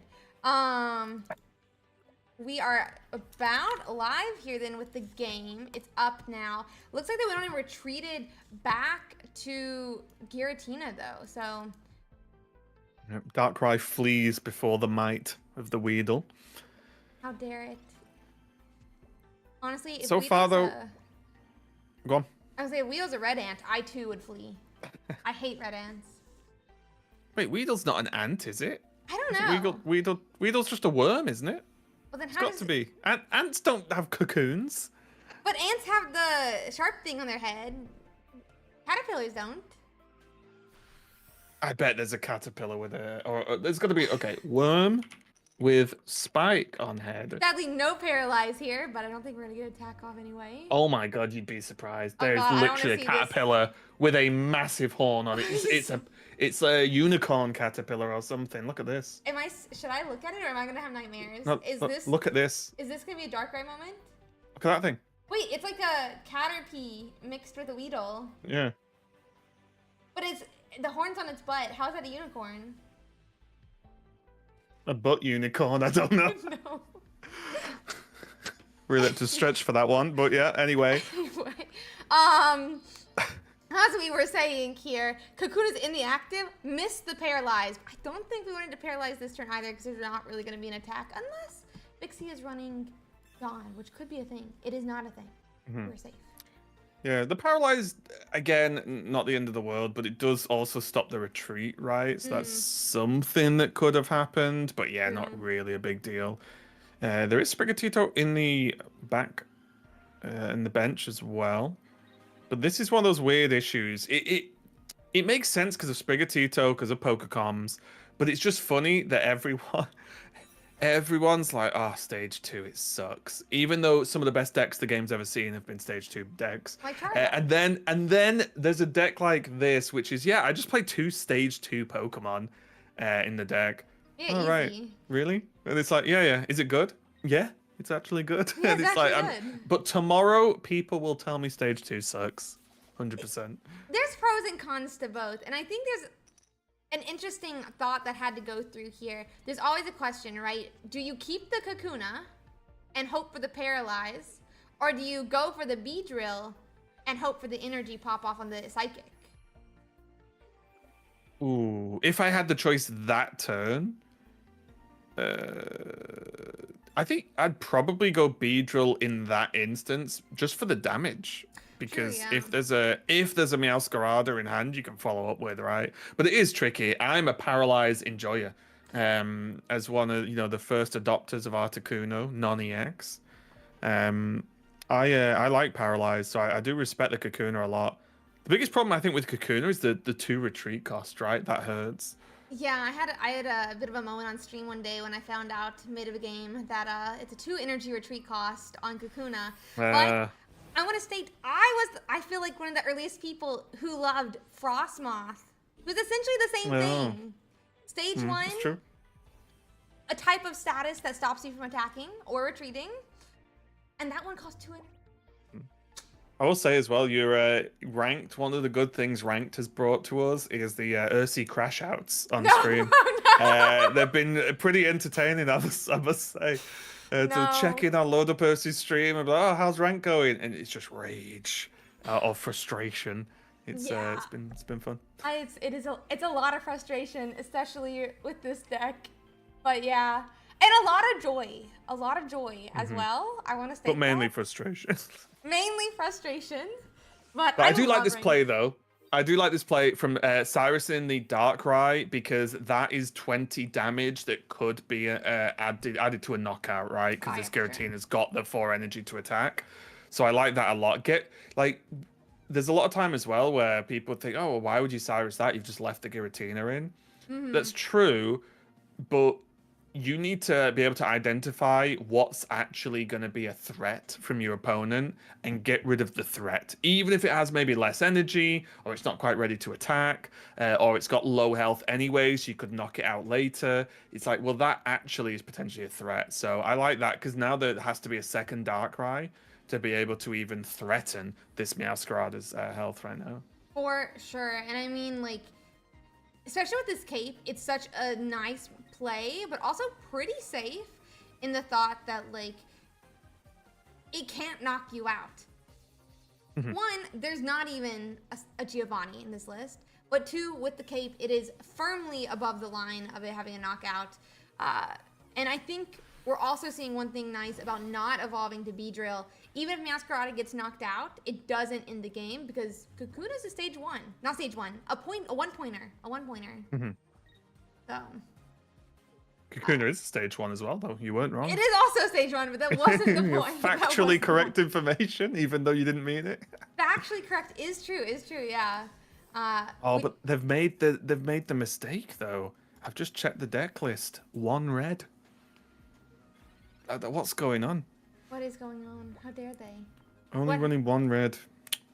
I only run one red in this as well, I'll be honest. Crazy. Well, you already do so much damage, and the majority of decks you're going up against that have, need the extra 20 are dark type. So you get the plus 20 anyway. And psychic type. This game would have been over by now, Ursi. If this Erica was a red, just saying. Okay, well, you wouldn't swap out the Ericas. Though. It would. I only play 1 Erica in the Executor version. What? Why would you do You that? don't need to. You don't need to heal if your opponent's already all knocked out. Right. That's my reasoning. Your opponent can't hit you if they're dead. Like, I simple. simple. My bad on that one. My bad. You're right. You are right. It's very true.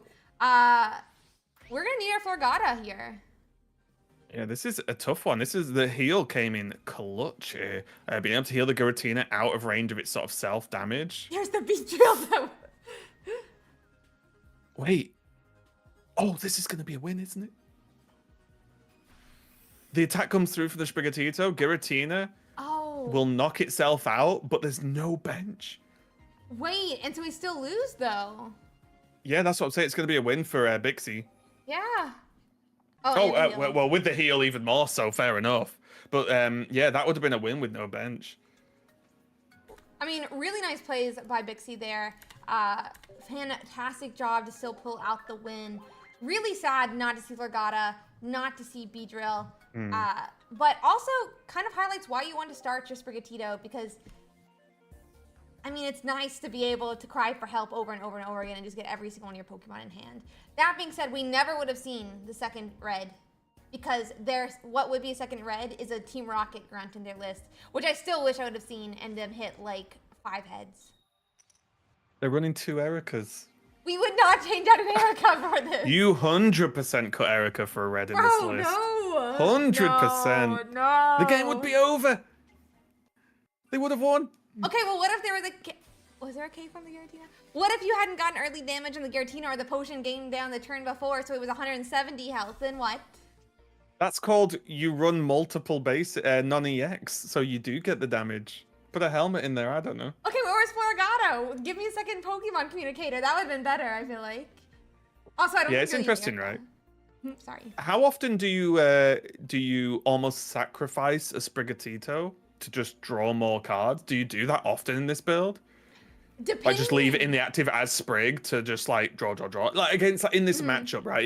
If you can't go Sprig, Florigato, Meowscarada, you know, if you don't have the line, do you ever just say, okay, well, I've got like a Weedle, so I'll just go draw instead of like maybe draw retreat or draw evolve?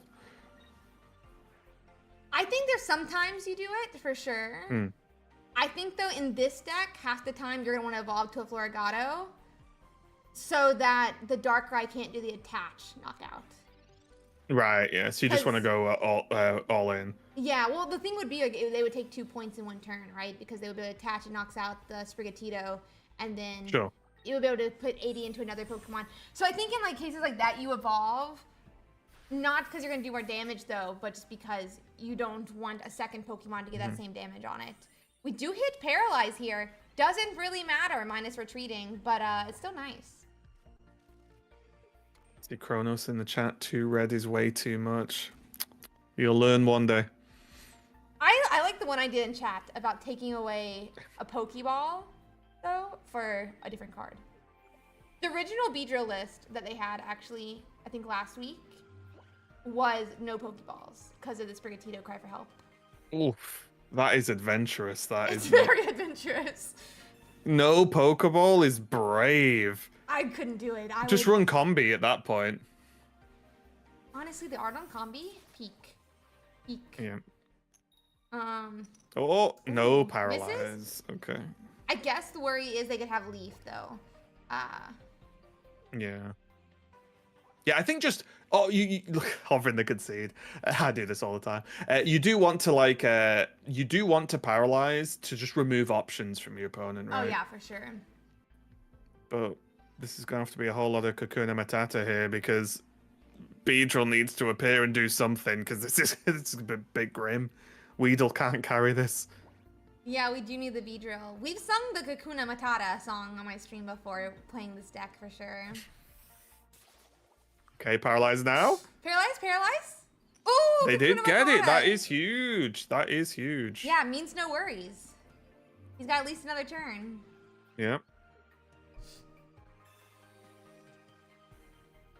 Yeah, that is a big deal, and this is.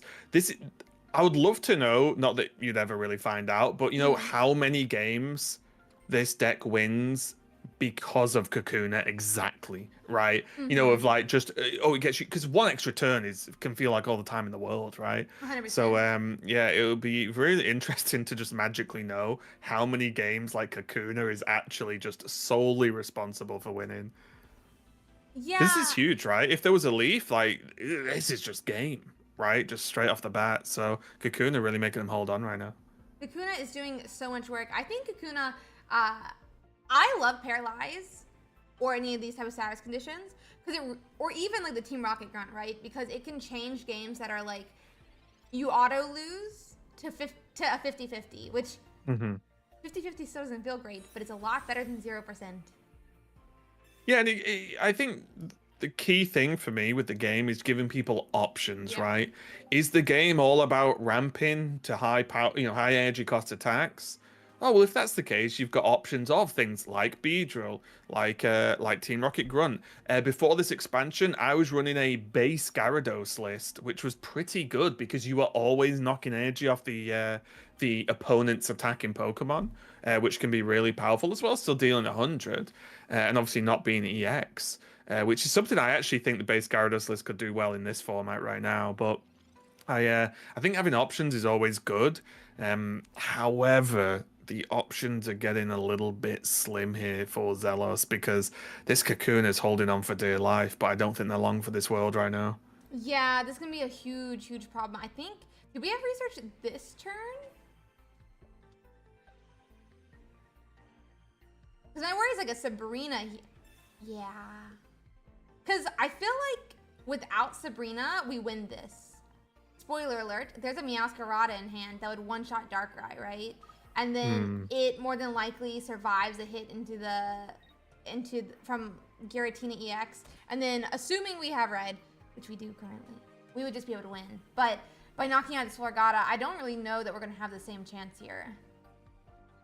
Yeah, because now I just don't even see how even a Beedrill can hold on, right? The damage Mm-hmm. is too much. Beedrill doesn't one-shot the Darkrai. The energy deletion on Darkrai isn't, it's probably one of the better Pokemon, right, to receive energy deletion because you get a benefit for putting energy on that Pokemon anyway. So not the end of the world either. Kakuna's gonna go back. We could be on for a 10-turn stall with Paralyze, who knows? I mean, the game could continue forever. There's a whole nother Sprigatito in hand. I wonder if we're able to find it. Team Rocket Grunt's Oh, coming down. Oh, we got there's one. one. Oh, Oh, one's not enough. one is not enough. But Not without a Paralyze Beedrill. could still hold us out. Yeah, Maybe. actually, that's a good point. Are they running? Is their opponent running Poker Lady?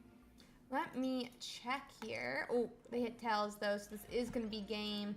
But Bixie's Have a running look. two. Yeah, they're running two Pokemon Center Lady. Ah, okay. So that would have even, there's even game against the Paralyzed. Like Paralyzed isn't all as strong. For sure. I feel like Pokemon Center Lady would have been so strong even in like set one. I'm thinking of the Wigglytuff list. I think that you ran during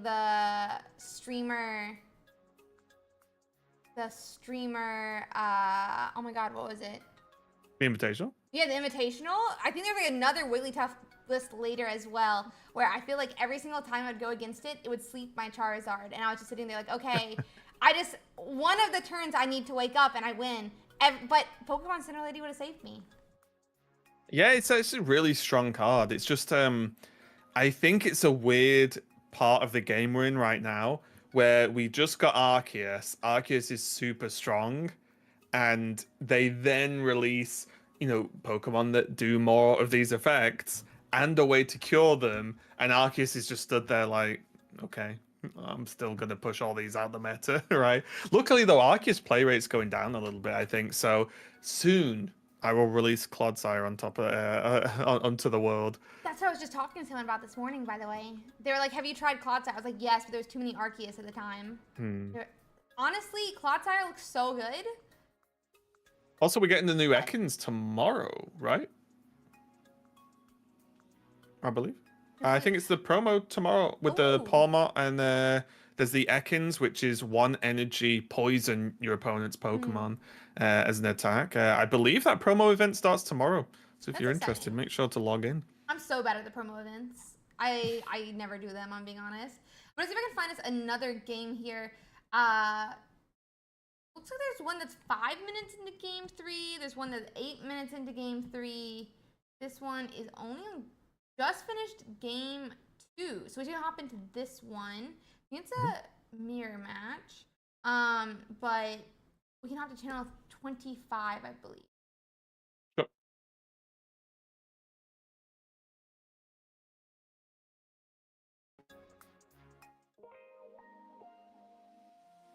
So we're just getting into game 3. Yeah, good timing. Here. Let me just check. With the names, Vix. Oh, wait, is this versus Cybuster? Yes. This is Gyarados versus Darkrai Giratina. Oh, okay, perfect. Then you'll like this one even more. Yeah, again, this is the Gyarados is a list I've been playing a lot. I might shock some people here.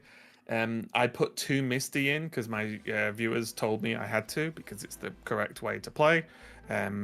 I played about 6 games where all they did was hit tails. I took them out and then I won loads of games. So I play Mistyless Gyarados. I think it's the way to play the game. Wait, what? But, I thought Misty broke the game.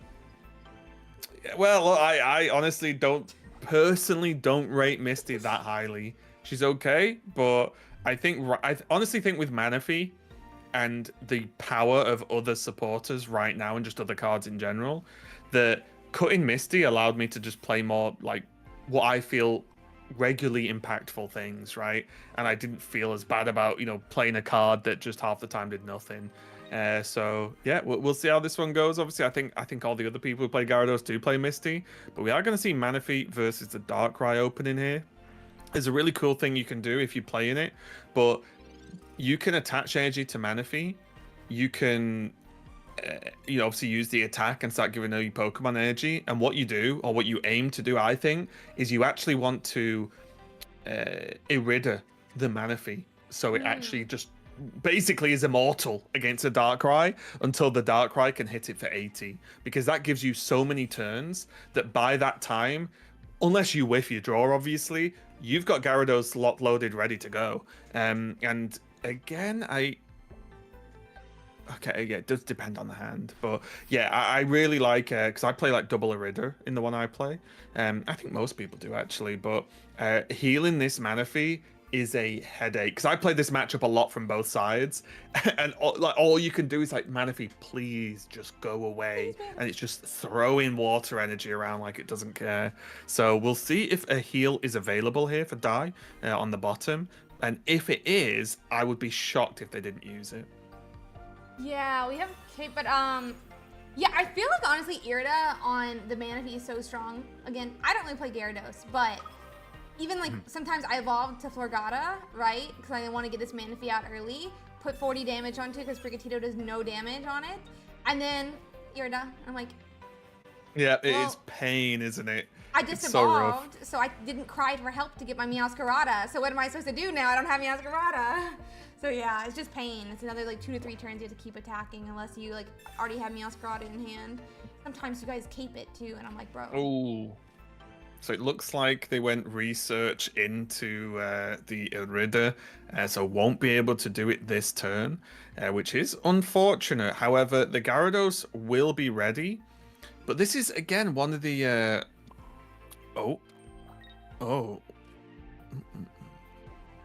Okay, I'm checking deck list for a second because I'm not sure what I think about this. You don't like the second Manaphy? No, because Sabrina exists, right? Isn't this very dangerous now? They can knock out this Manaphy. They can Cyrus the other one back in and knock it out with a Darkrai energy anyway. Then unless another Gyarados comes down, they can just Sabrina. If there was a second Gyarados ready, in terms of just available and evolved, I wouldn't really mind it as much because one Gyarados is kind of similar to the other at that point. It's fine. Yeah. But because there isn't, or at least there doesn't appear to be, I feel like this, it's just, the Manaphy's going to go down. It was just rough. They just didn't have heal. Yeah, for sure. Not having the heal does seem pretty disastrous, just like you're mentioning. Yeah, and this is again the thing that I was talking about earlier. And no doubt these players are almost certainly all better than me. But this is what I was talking about, where like I always try and put the helm on on not Gyarados, because this Darkrai would have had to have hit that Manaphy, right? Mm-hmm. So then, like, it would have been you wouldn't have necessarily needed red, for example, because you just auto set up that knockout, and then you can save a red for something else. Now it's not so bad because of the way it's gone if there's not a cape or another cape available, but I always like to like make them hit into the Pokemon, take the helm, then bring in the Gyarados and go. Is there ever the worry there though that like you don't hit Irida and so they're just able to do the 3 energy attaches, knock out the Manaphy, and then swing for 80 into a different Pokemon that doesn't have helmet? There is, but in that sense, you could also I mean, they have the helmet on the Magikarp as well, right? Yeah, true. So this is obviously if you have 2 helmets. The game's always in flux, right? So if you only have the 1 helmet, it definitely gets tricky. But it's hard. You've got to eyeball it. It's just I normally try to go for the helmets on not Gyarados. Although if I double check the list, actually, I'm not sure. I didn't look. Are they running?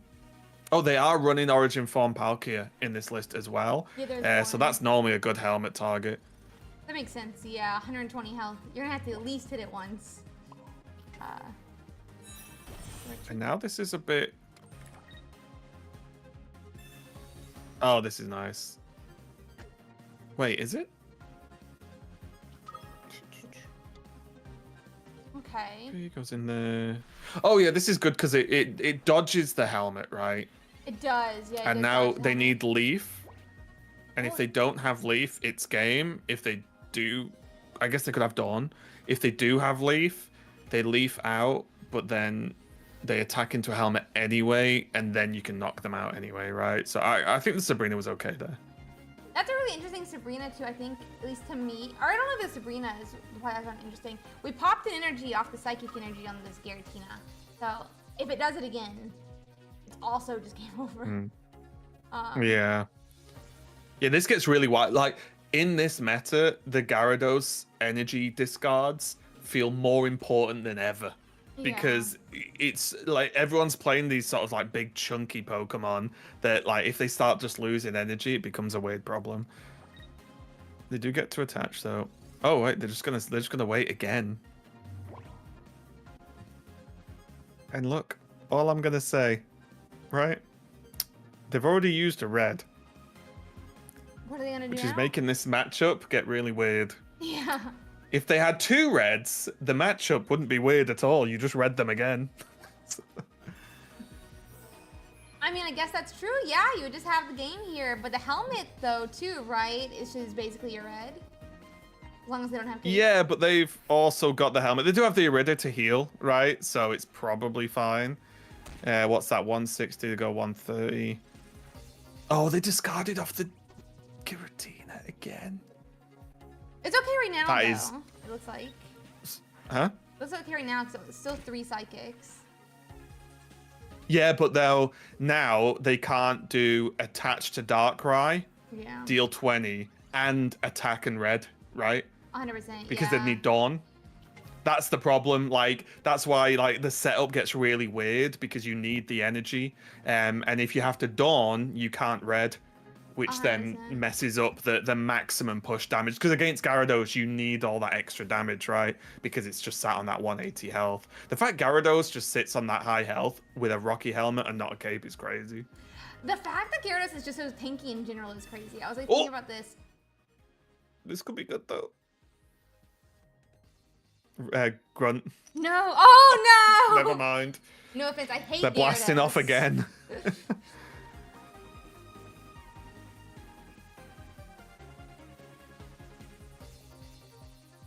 Yeah, that's very rough. Let's see. But yeah, I think that's just gonna be game because they attack into the Gyarados. It'll put them to 140. Then they just get knocked out. I guess we just need a cape that is 40 health now. Yeah, it's tricky. I'm not sure what's left in the deck. Because... Oh, wait. Yeah, they can retreat, right? with the new Gyarados into the new Gyarados. Yeah, they could do that. Also, looks like we could retreat into.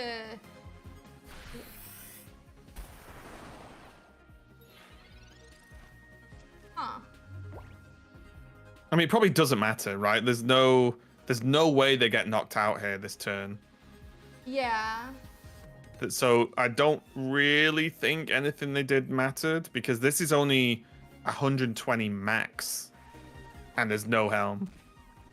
And even if there was, there's retreat this Gyarados into the other Gyarados and knock out. The fact there were 2 Giratinas on the back on 10 health is crazy. Yeah, just not hitting Cyrus hurts. Do you know how Cyrus is gonna list when double check it? So yeah, this is just going to be game anyway. Oh, but no Cyrus what? in list. In the Darkrai? In the Dider.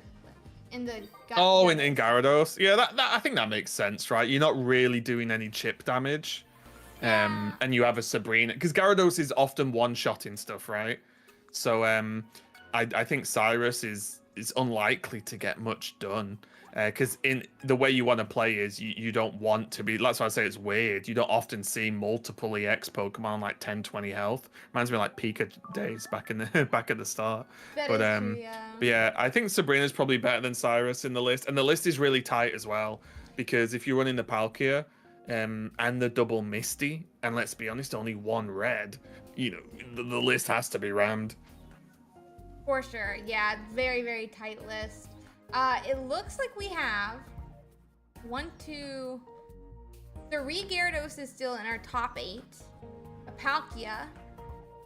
Then we have 2 Giratina Mewtwo's.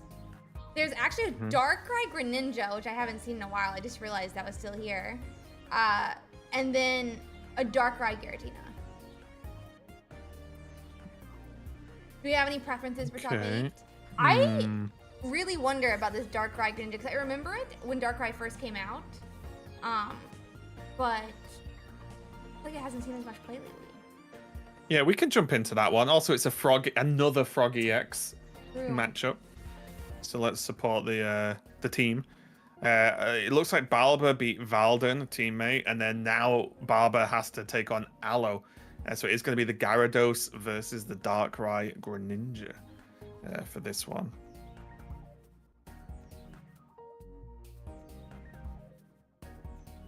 Let's see, let me tell everyone they can start their top 8.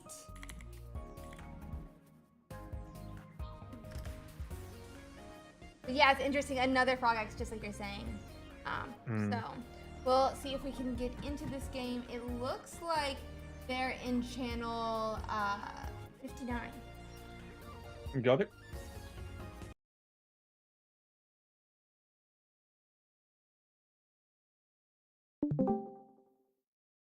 Oh man, they're using a yellow deck box for a dark water deck. I can't.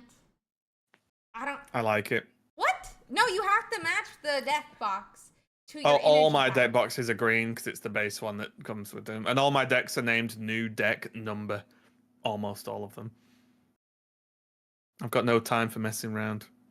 How dare, how dare.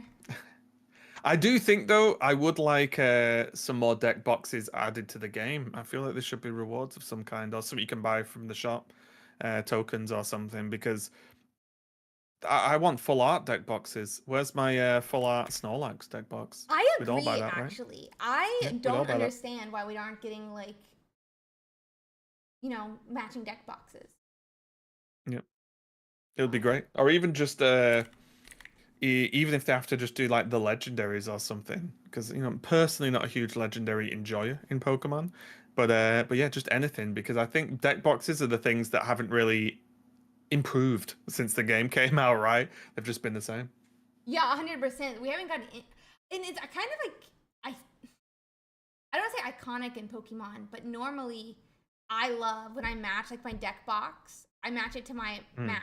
So you would think since we have mats, they would have. Oh, people put effort into it, right? Oh, yeah. for People sure. put effort, 100%. Yeah. I've not played the Pokemon TCG competitively or anything like that. But I played other physical TCGs, and oh yeah, rolling up with your playmat, your card, your sleeves, and your deck boxes. I had for Lorcana, I had Emperor's New Groove custom playmat, Ooh. and then I had I that's somewhere in this room. I don't know where though. And my sleeves. I don't know if you've seen Emperor's New Groove, one of the best films ever, but is of Cusco in llama mode crying. So when I hold my cards up to my opponent, they just see Cusco crying at them, and I use that as a sort of psychological warfare, and it worked. I did okay actually. Nice, congratulations. Yeah, I think Lorcana was one of the few that I didn't like do special things, but it was because I was like, I was trying to do a lot of Pokemon this summer so that I could hop into Pocket, like when it came out. Hmm. So I went to a number of like went to like the CCSs and the Star City Lorcana games, and I went to some of the Hmm. DLCs they did right at the beginning, but I I didn't really. I kind of just brought my Espeon, Umbreon deck box and a deck mat for them. So The edgy approach. yeah, I I took the feel. edgy approach. Pokemon's so much better than Disney. Did Wham! you But I'm wear here. all black? It was just like, yeah, I like Umbreon. This I is like cool. Umbreon. I support it. We're getting into the game though here, but I love Umbreon and Espeon. They have every single one except them. Well, and Sylveon in the game right now. Oh yeah, they do, don't they? Yeah, Yeah. they are only the three out. Yeah, Umbreon is cool. Don't get me wrong. It would be good. I Yeah. feel like it's just going to be OP though. As long as they don't do a Glaceon on us, because they hurt my soul with Glaceon. I'll be honest. Glaceon is one of my favorites, and they did it dirty. It is what it is. How dare they? I put in a lot of work to try and make that card good, and every time I played it in a deck that won, we never really won because of Glaceon. Glaceon was just kind of spectator. It was just there. Oh, she's bro. Cheerleaders are part of the team too. Cheerleaders are part of the team Are too. they? They are. They Okay. get the players excited. It's good. Everyone has a part in the team. Okay. So she did a lot of Okay. work. She did a lot of work. I trust you. Looks like we gotta get into the game though. Of course, it's gonna be Gyarados on the top and Darkrai Giratina on the bottom. Terrible matchup for Darkrai Giratina. I think this is pretty much the reason why Gyarados is winning and popular right now on ladder, because the matchup is just things have to go really bad for you or really really well for your opponent. Um, for this to be a problem. If both players do their good thing, the Gyarados should win almost all the time, as far as I'm, at least in my experience anyway. Yeah, I think I completely agree. I think I'm not really sure how the Greninja comes into play with this personally, and I think it may have Hmm. like it could be very strong here. But in general, I think Gyarados just wins Darkrai Giratina matchup. I Yeah, I think think Greninja's gonna do the usual thing where if you just blitz to Greninja straight away on your bench, just like consecutively evolve, then it's gonna have a great impact, right? Because suddenly the damage from bench is starting to really stack with a Darkrai and a Greninja. But if it's, I think, even a little bit slow, it might kind of struggle. And it's also a Sabrina target for the Gyarados to chomp on, right? Because that's something also to consider. That when you do play this non-EX, it's going to have less health generally, and it is going to open up your bench to those kinds of attacks. yeah. I- Yeah, it really does open up to it. And I kind of also wonder, like, in some world, if we're gonna see like that, like Greninja. One thing I would worry about, I guess, as like Gyarados is gonna be that like Greninja Cyrus synergy that we see a lot. Not a Hmm. lot, used to see a lot. It was something that always scared me. Because I feel like the only thing is that Greninja like almost like stops the usefulness of tanks. Yeah, especially when there's a Magikarp just chilling on the back as well. And Especially obviously, it's then. it's unlikely to be a Magikarp for too long, but possible. Yeah, fingers crossed because this origin form Palkia is going down next turn.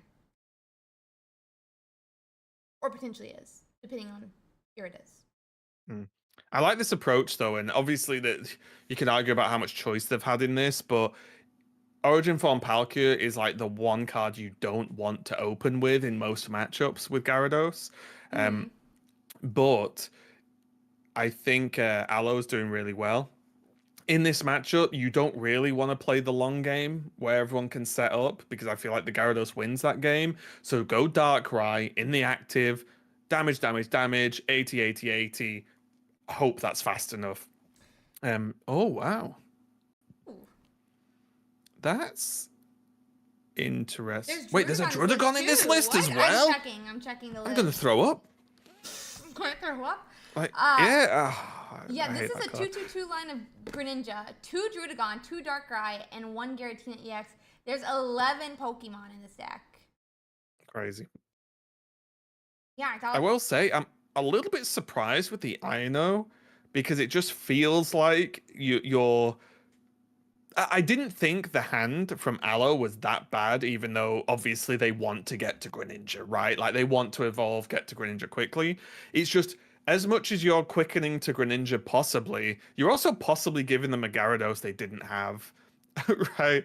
So it's a little bit scary because I think, again, the Gyarados is in a good spot, but I don't know this matchup as well because of the Greninja and Druddigon. So maybe the Greninja if you give one player the Greninja and then that gives the other player the Gyarados, as we can see now, maybe the Greninja wins, right? Maybe that's like enough to push it over the edge. Because I'll confess, I have not played Darkrai, Giratina, Druddigon, Greninja.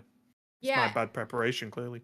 how dare you? How dare you? Meanwhile, I only have played the cat. The cat. I feel like. That being said, If it's not Meowscarada, I'm not playing it.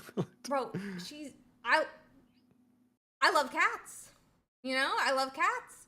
That being said, though, I think it's a little bit interesting. As I said, we have that Greninja attack come down, and it does, you know, facilitate that Cyrus.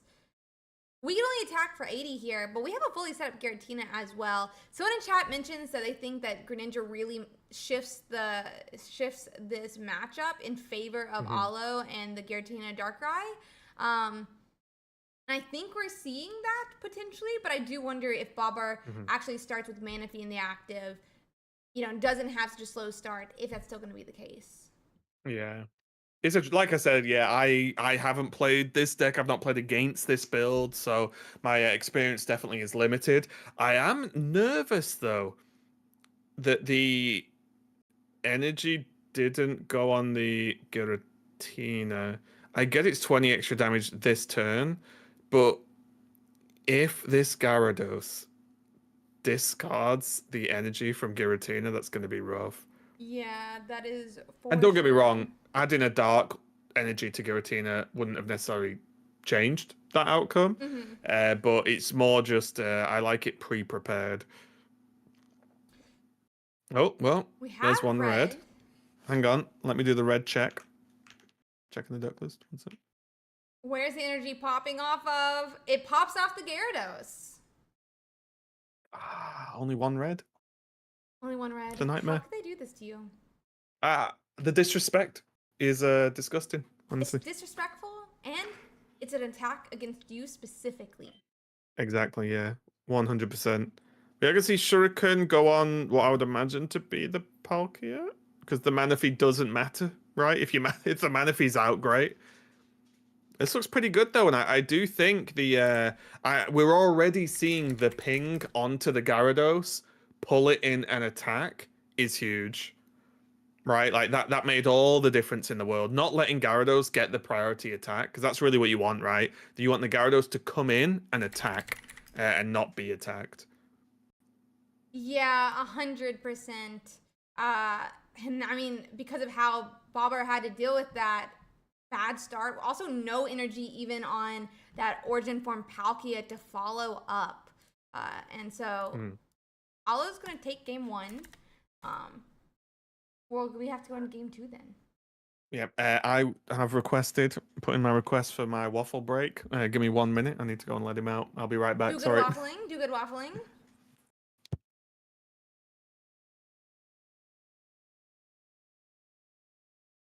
I already do the hood because I wanted it to be cute and show off my buns, guys. I wanted to show off the buns. Yeah, I wanted to show the space buns. Put a lot of work into the space buns, okay, chat? I wanted to show the space buns. Oh, this took me 30 minutes. These took me 30 minutes. I spent more time on these than I did on this. And they're still falling apart. It's falling apart. Anyway, we're getting into game 2. Alo is going to be starting with a, oh my god, Froakie this game. Bob are getting a much better start, in my opinion. Personally, they're going second with the Manaphy in the active. As long as they have a Magikarp or the Origin Form Palkia for the bench, I think they're going to be in a good position. Alo does, however, go in and get that Giratina EX and Darkrai EX already on the board. So they're going to be able to, one, evolve their Froakie, and two, get the energy set up on our Pokemon here.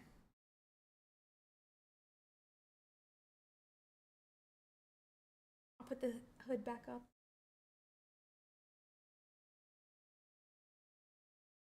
Let's see. We're still top 8 and above. It looks like we're gonna have, Magikarp and Origin Form Palkia, just like I mentioned before. Manaphy is gonna, I think, have at least 3 more turns in control here. Maybe 1 less just because of Greninja. But it's gonna take three turns to get this Darkrai work and start swinging. As such, Origin Form Palkia will be able to be set up, and so will the Magikarp. So let's check it out.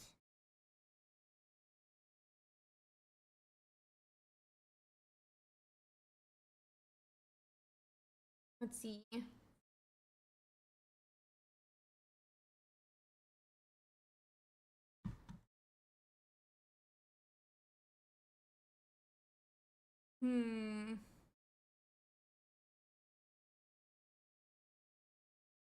So yeah, we're just doing that energy attachment. We evolve, we attach to our Darkrai as well, and we pass back to Bobber, who is going to be able to get set up really, really nicely. I think Bobber is having a much better match this game. Match this game. I don't know how you say it. Match this time, game this time, bro. I don't even know how to speak my own first language. Hi, Raven. Welcome back. I'm back. Having a moment. Sound like you're having a great time. For sure, for sure. But I think you'll be much happier with Bobber's start this time. So yeah, that looks pretty good, doesn't it? Having the Manaphy out, basically got the 3 Pokemon you play, right? Ready to go on the back. So that's looking pretty strong. And this is where this Greninja's gonna have to pull its weight if they can get hold of it. Yeah, I think this turn is gonna be really important in getting set up, or like this next turn. Being able to pull up that Gyarados before Manaphy is done with it, but it's already to 3 energies. Alo's only gonna be at 2 energies on that Darkrai, and you only need to knock out 1 EX. Yeah, the job's pretty much done over there. We are going to see Druddigon into that bench, and I guess a retreat. Yeah, retreat into the Druddigon and just say, you know what, I'm going to take more time building up the board, because suddenly, you know, you've got almost like all your bench Pokemon as sort of passive use, right? Darkrai going to be able to deal 20, the Giratina is going to be able to just juice itself, and the Greninja is going to be able to deal 20 wherever they want as well. So not looking too bad overall. But if there is like a Gyarados and they can, you know, choose to retreat and just knock this Druddigon out here and then, we'll have to see how this one goes, because Gyarados with a cape as well. I'll be honest, I've not been running a cape in the Gyarados list at all. But it might make the difference in this sort of chip-heavy deck with the added Greninja. Yeah, I could definitely see that. 200 health is absolutely insane right now on that Gyarados, but there is so much chip, whether it ends up wanting to knock out one of these Pokemon, if it's that Darkrai ping, if it's red, if it's Greninja ping. There's so much damage that Bobber's going to have to account for in this game that maybe it just makes sense to go in and attach that cape like you're saying. And this card really surprised me as well. Palkia O is just huge, because it's not flashy, but it just about does enough, right? Its attack, even if you roll tails, it's not great, but a lot of the time any damage can create that break point. When people are doing things like red, Giovanni, ping damage, 60 extra damage to set up is huge. And it's almost like an extra Pokemon, because if you assume your Manaphy is getting knocked out, instead of going straight into Gyarados, you can then go Palkia. It has Helmet on, so it's going to do 20 probably to the attacker, of course. So it's really nice here being able to get the Palkia. If this can deal with Druddigon and then it needs another Pokemon to go active and knock it out, then the Gyarados swings in, right, and saves the day. And I think that's something that really surprised me because of all the cards, I wasn't really thinking this one of Palkia in the list was going to feel so good in a Manaphy Gyarados list, right? Because surely the Manaphy and the Gyarados should be the stars of the show. For sure. Yeah, I remember last set there was like the 2 origin form, 2 Palkia, 2 Manaphy, and I liked it a lot, but it did feel like sometimes you just like had too many origin form Palkias out. So I kind of Right. like this like cut back to 1. It seems really nice for uh for the deck, especially with Gyarados now, because Palkia always sucks when you're dropping 3 energies to attack. Charizard was enough with 2, you know, and Mewtwo with 2. Does look like we're gonna be pinging the origin form again, but they definitely don't want to just like move their Pokemon out there and attack when there's no damage on the Gyarados and it can come out Yeah. one shot and If there's almost a one heads shot. here from the Palkia, this is going to be huge. Oh yeah. Also, I think if there's a Sabrina in the Gyarados hand, this is like 100% Sabrina turn. Okay, they are going to go for Urida, bring that Manaphy back up to full, give a lot more health to that Palkia, which is, pretty nice as well. It's nowhere near in ping range Ooh. anymore. They get they tick all the boxes. Okay, we're going to do everything. But the knockout now forces Aloe to put something in the active that if that something gets knocked out, it's game. There's still the Palkia to deal with. So if this Darkrai comes in, deals 80, the Darkrai is going to go down to 120, right? And that's a bit of a disaster because it will only go up to 140 even if it has a cape. Yeah, that is, Yeah, and that's gonna it's going to be be conceded. Yeah, yeah. huge. And that's That's the power. That's exactly how you want that deck to play. The Manaphy gets everyone ready. The Palkia goes in as like the ultimate speed bump and annoyance. And the Gyarados just sits back and waits till your opponent is forced to deal with the Palkia. 100%, really nicely done. We'll have to see if they can do it a second time. Hmm. I can't count either. We can do that a second time though, because game 1 definitely showed there were some chances to get around those speed bumps with Greninja. We didn't see Aloe hit that this game. But if Bobarkin can do the same exact game plan here, it's going to be really nice. Yeah, looks like we are getting into it. Also, so one thing that I wasn't really noticing, but probably should mention, pretty cool that it shows you the players' ranks as well, right? When you're in friendly battles. Oh, yeah, I do like Um, that. I forget because like about that. both these players are in Master Ball because it just showed me. So yeah, good to know. Nice little extra. Yeah, it is a nice little, like, nod. 'Cause it definitely, like, feels. Mm, I I would love it if on this, like the game screen, like maybe in the bottom left or something, it shows your rank. Mainly so people just stop asking me on stream. Yeah, because I need a command.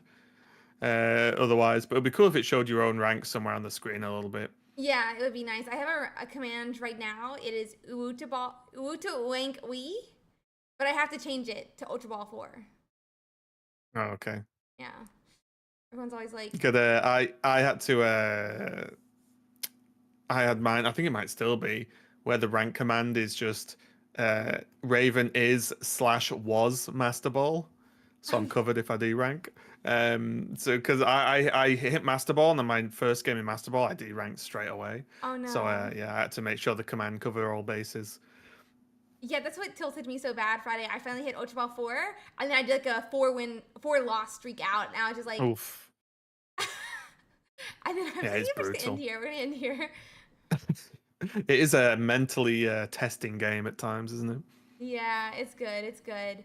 Uh, we are immediately hitting Frogadier.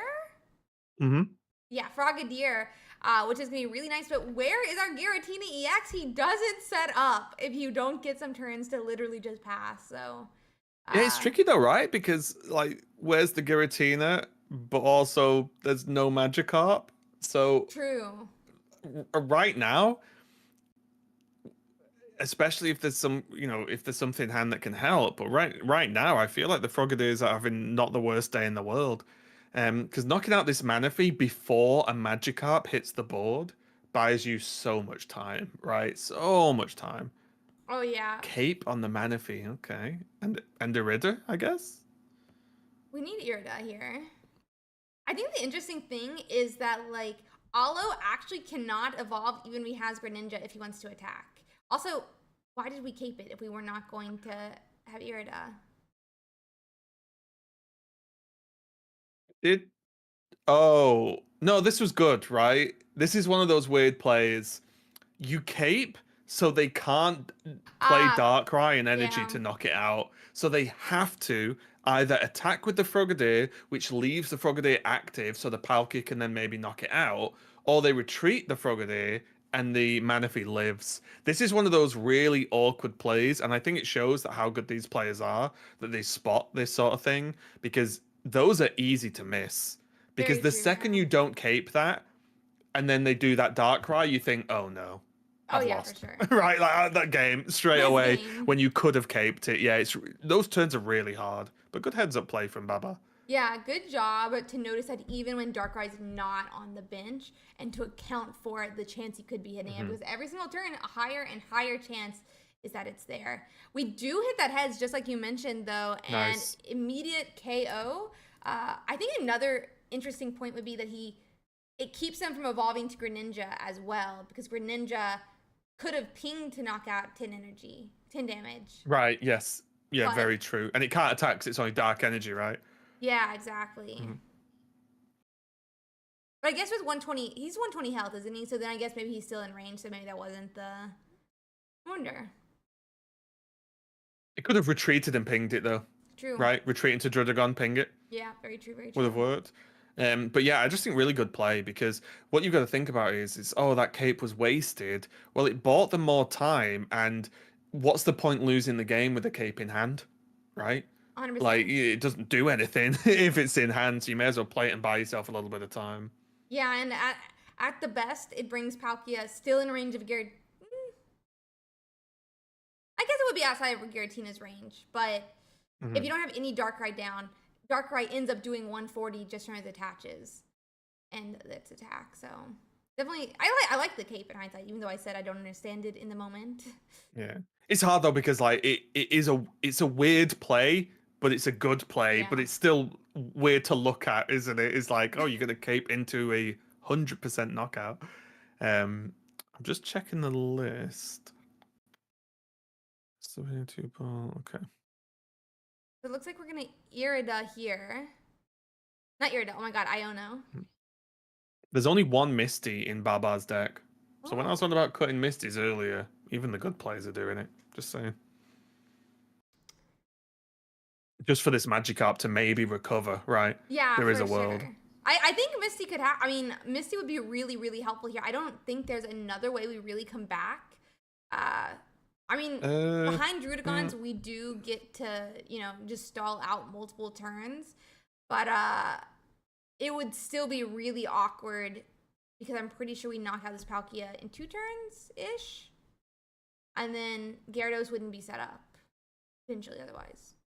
But maybe I'm miscalculating. uh, it'll be 3 turns, right? Because there's that turn.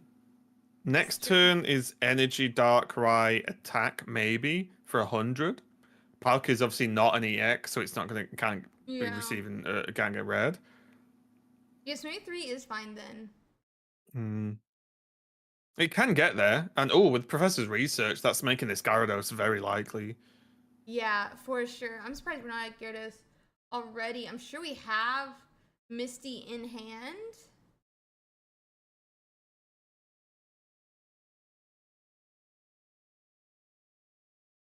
And we've closed out the chance for any type of Greninja just from having 2 Drudicons down. So Gyarados is safe until this Hmm. Palkia goes down.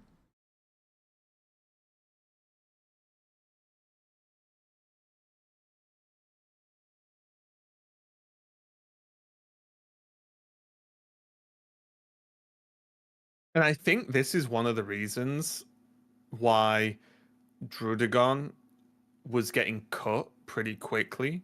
And Druddigon's good in certain matchups, but it can feel a bit clunky in the metas where giving your opponent time is bad, right? So it's an interesting one that they chose to bring the Drudigon. It could have easily been a meta read on Meowscarada, right?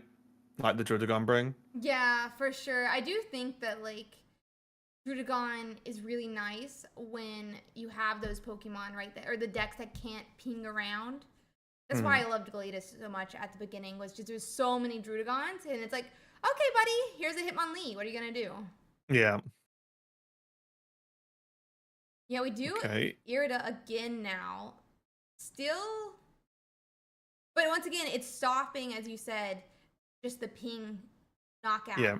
and attack. Normally, as like a base rule, not to always be, adhered to, of course, but if you can stop a Darkrai pinging something for a knockout, even if that thing's on your bench, or stop like Cyrus and then Darkrai ping, you normally really want to, because you've basically buy a turn and make the ping irrelevant a lot of the time if they have to attack it anyway. And I think we've seen Barbar really display that it's just a good knowledge of how to basically annoy their opponent into submission. 100%. Yeah, and just it never feels good to lose a Pokemon to the ping either. I definitely think it's near rule of thumb for sure. Definitely a way And to also, there's the thing to bear in mind, like when we talked about the Manaphy effect earlier with it, where a lot of the time doing Irida on Gyarados isn't going to do much, because by that time in the game, you've either won with the Gyarados attack maybe, or they're hitting you so hard that they can't one-shot you, but an Irida doesn't necessarily stop a two-shot, right? So doing the Irida on Gyarados late game isn't really achieving much in a lot of matchups. Not all matchups, but in a lot of them. So you may as well use it to buy this time. And it looks like Barbar's calculated that this Gyarados is going to get enough work done. It looks like it, and I guess there's not. Oh, with Mars, kind of painful. I don't think. I guess there's like a red with ping could hurt, but there's not an energy on. Yeah. The oh my god, Giratina. It popped the energy off of Darkrai here, but I think we would have liked it better if the pop was on Giratina himself. Yeah, the Giratina would have guaranteed a win, but this feels like a guaranteed Gyarados win anyway, because the Giratina can't attack, right? For sure. If they attack, they go down to 130, bang, done. So it has to be ping pass. I'm gonna say this because there's a delay. I feel like we should research and hope for a helmet here. We do research, but we don't hit the helmet. I just feel like helmet would be so helpful here, right? Because then just can't. I think they're only running one though, right? Oh, did they already use it? Yeah, one. Oh wait, I'm looking at the wrong list. Sorry. Oh, they don't have any actually. Yeah, I was gonna say I was looking at the Gyarados list, but yeah, they only have one single giant cape in the deck. But this is what you have to pay for, right? If you're adding 2, 4, 6, 8, what I would call additional Pokemon. I guess 7 because they only run one Giratina. Then you've got to make room somewhere, right? And that means you're going to be able to run. You can't run as many supporters, as many tools. So rough one there, but Gyarados still ends up taking the victory. Yeah, great job by the Gyarados. I think a lot of people were expecting the opposite. So fantastic job by Bobber here. And I mean, another Frogax continues into top 4 now. Sad that they had to compete against each other for that spot, though. Yeah, I think it's always it's a tough one. I've had it in tournaments back in my younger competing years. It's both good and bad to face teammates depending on where in the tournament. Yeah. If you're facing them in the top 8, of course you want to win. But generally, if a team's work together and prep together, especially when this many of them have made it to the top cut, so another shout out to Frogax just in general. But if you're going to lose in a high level match, you would rather it be that your teammate moves forward because of it, right? So like even though no one wants to lose, it's about as good as it's gonna get, right? It's like I lost, but it means my teammate moves forward. Yeah, at least the teammate does move forward, and there's definitely like I feel like when you are like practicing so much together, there probably is an idea you go into it like you probably know who's going to be going forward and who's not at that stage as well. I'm just going to bring this up really quick so people can see our top 4. We are going to play them asynchronously is the correct word. So we'll be able to watch both of our top 4 matches. There's 2 Gyarados, and then a Giratina Mewtwo, and a Giratina Darkrai into our top 4. So your deck choice for this tournament, very solid, very solid. Yeah, I think it's been really good overall, and I think it's always tricky when talking about tournaments because it's very easy to say, oh well, look, Giratina, Gyarados, or tomorrow everyone will be saying the meta's just Giratina, Gyarados, blah blah blah. But you've got to realize that this is also like numbers based, right? Because if we look at the meta game overall for the tournament, Giratina in one form or another, Darkrai or Mewtwo, huge amount of players, like what added together is like over 25% of the player base was Giratina, Darkrai, or Mewtwo. And then the next highest submission with 10% is Gyarados. So like when you have more people bringing it, and they're bringing it because it's good, obviously, but when you have more people bringing it, well, yeah, there's generally a higher chance they're going to make top cuts, right? Because there's just more of them. But I do think this has been a pretty good representation of the meta right now, of the sort of circle of decks that are just good all-rounders, Giratina, and then decks that try and prey on that all-rounder deck, which is Gyarados and Meowscarada, especially. And I think that's like a good little nod. But I will say, there's for those of you who are interested in some other stuff, that there's a lot of decks that are very, very playable and a lot of variation within those decks right now. So I get asked pretty often, like, oh, what deck should I play ranked with?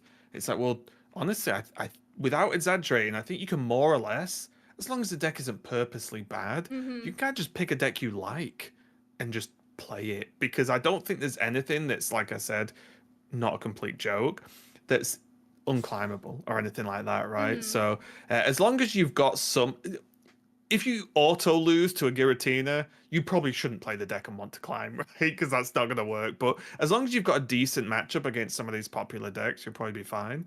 But yeah, I think this is a good shout on the meta. I would say, if I was going to guess, I think Gyarados will take it because it's Gyarados against 2 Giratina matchups. I think it just does so well against it.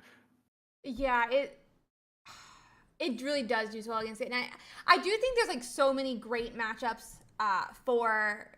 I mean, there's just so many decks out there right now that I think you can play anything that you really want to, and they're all really strong right now.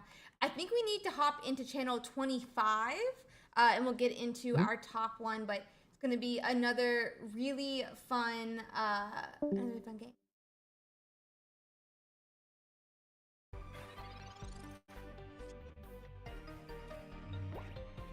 Oh, they're already in. They beat us to it. Yep, going too fast. We are going to see a Magikarp opening, and it has been tickled for 20 damage by a Darkrai on the bench from Pixie. So a little bit unfortunate that it's got some early damage. Nothing an Irida can't solve. Unfortunately, though, there is going to be a leap out for Palkia. So Palkia is going to be in the way. No Manaphy yet. Oh, disaster. Absolute disaster. The Magikarp's been Cyrused back in, and Darkrai is going to knock out the Carp. That's a tough one. Ouch. Yeah, that's a really tough early one for sure. I don't like calling games early, but I don't know what the recovery plan is. They have Darkrai, Giratina out. They're just going to chill and start stacking, and there's just a Palkia and a Dream right now. Yeah, we're going to have the attach to the Palkia. But yeah, I think that like without Magikarp, definitely a huge problem. I'm not really sure what you're supposed to do. Yeah, this has draw Magikarp, draw Misty, draw Gyarados written all over it, doesn't it? Because I think without that, it's just truly a disaster. Let me just double check the deck list. There are 2 Misties in this list, We so could that see it. that world exists that it can happen. We'll have to. I think that's like one of the few ways it comes back, as well. Like you're just saying, like Yeah. really unfortunate. For I have the names flipped on the screen. Let me quickly fix that. But yeah, I think it's sometimes it happens where it just gets knocked out, but definitely very, very unfortunate and not what you want as Didar. Yeah, and this Palkia is not long for this world, and this is a problem as well. If there's no heal, they're in a spot now where this was a really good switch, by the way, because now Palkia is in the scenario that it can get Darkrai tapped, and then there's just a guaranteed knockout, right? There can only be a Manaphy and or a Magikarp. So that's just going to be a problem either way. I don't think there's anything that can save this. There's retreat into Manaphy, and then hope you draw Gyarados into Misty, right? I guess. This has to happen. Yeah, this is the only play that means you aren't literally just lost, right? For real, yeah. Sabrina's coming down to try to force the chances of it happening even less. We could still have just a, just a what's called like a not forced retreat, but like a hard retreat to discard those 2 energies. Sabrina, yeah, it's kind of game, right? Yeah. Yeah, there's just this stops. Now there can just be retreat, right? Because there was Leaf last turn for the Giratina. They didn't have to spend the energy, and now they can just spend the energy on a hard retreat. Darkrai's got this all the way home. Wow, what a game 1. Yeah, that's great game 1 for Bixie. Tragic for Dai. Yeah, sometimes it just happens. For sure.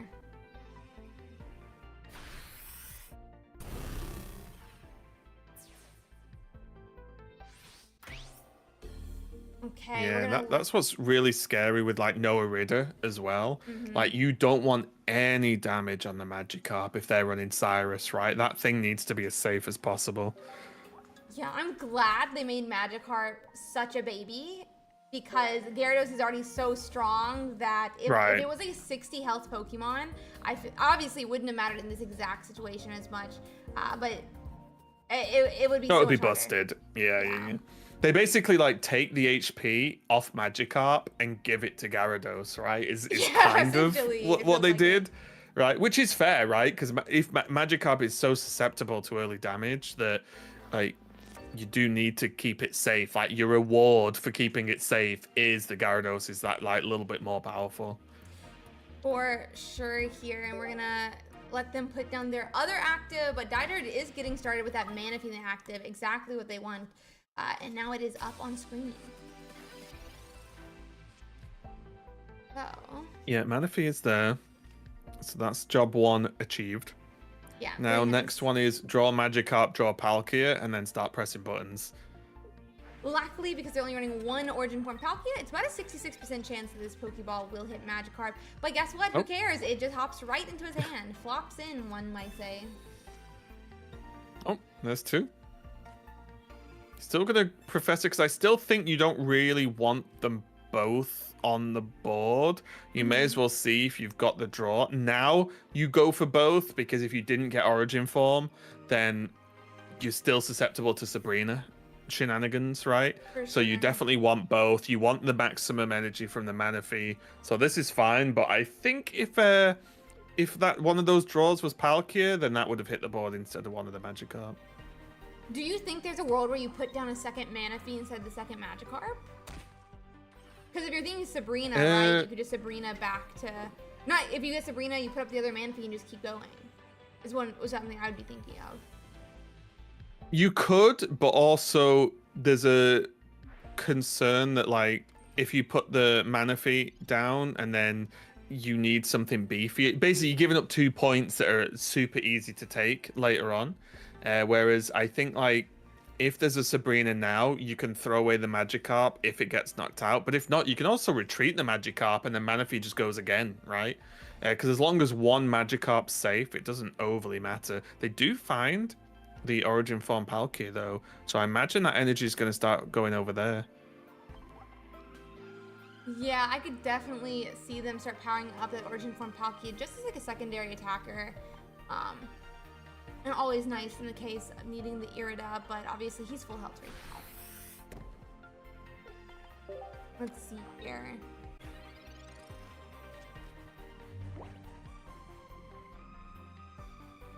Yeah, I would imagine that there's an... It's also a weird one. I was going to say there's options for potentially Irida next turn, you know, as I mentioned, to keep the Manaphy alive. Mm-hmm. But in this matchup, there's a world where you don't want to attack with the Manaphy. Yeah. Like now, they might not want to give too much more energy to themselves, because the more energy you have, the more likely it is that Gyarados will discard your energy. 100%, yeah. Whereas energy discard on your opponent, especially Giratina, is game winning. So it's not the end of the world. If you too worried about it, you can just keep pressing Manaphy. You're not going to go too far wrong. But at this level, it's something to consider. Like, you always don't need to attach once you've got Gyarados up and running.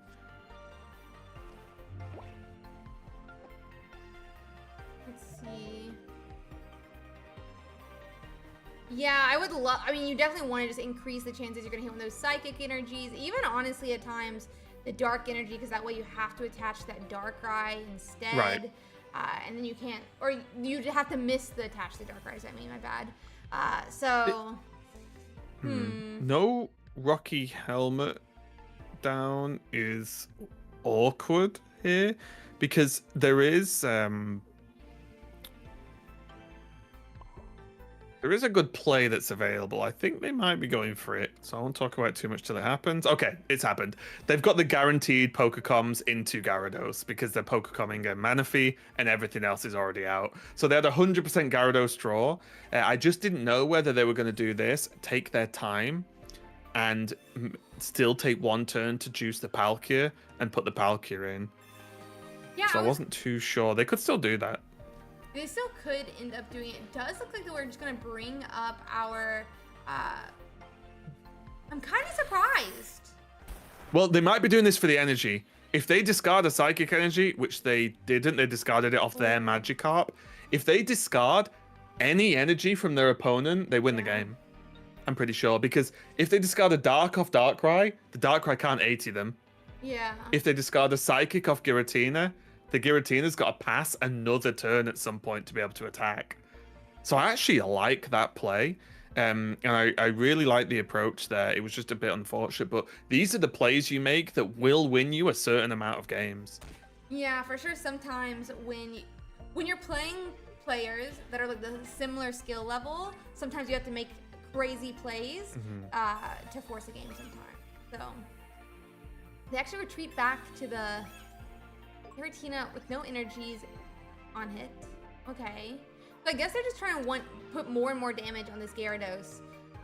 Yeah. So. I would love it. Obviously, it depends what's in the hand, right? From the Gyarados, from Dai. But genuinely, I would like it. If they're just going to attack, I'd love it if they just didn't attach this turn. It's unlikely, but I don't think you need to attach energy that much the rest of this game if you're just in on Gyarados, because Gyarados will never discard more than one. Hang on, let me check. Their opponent doesn't run Grunt, right?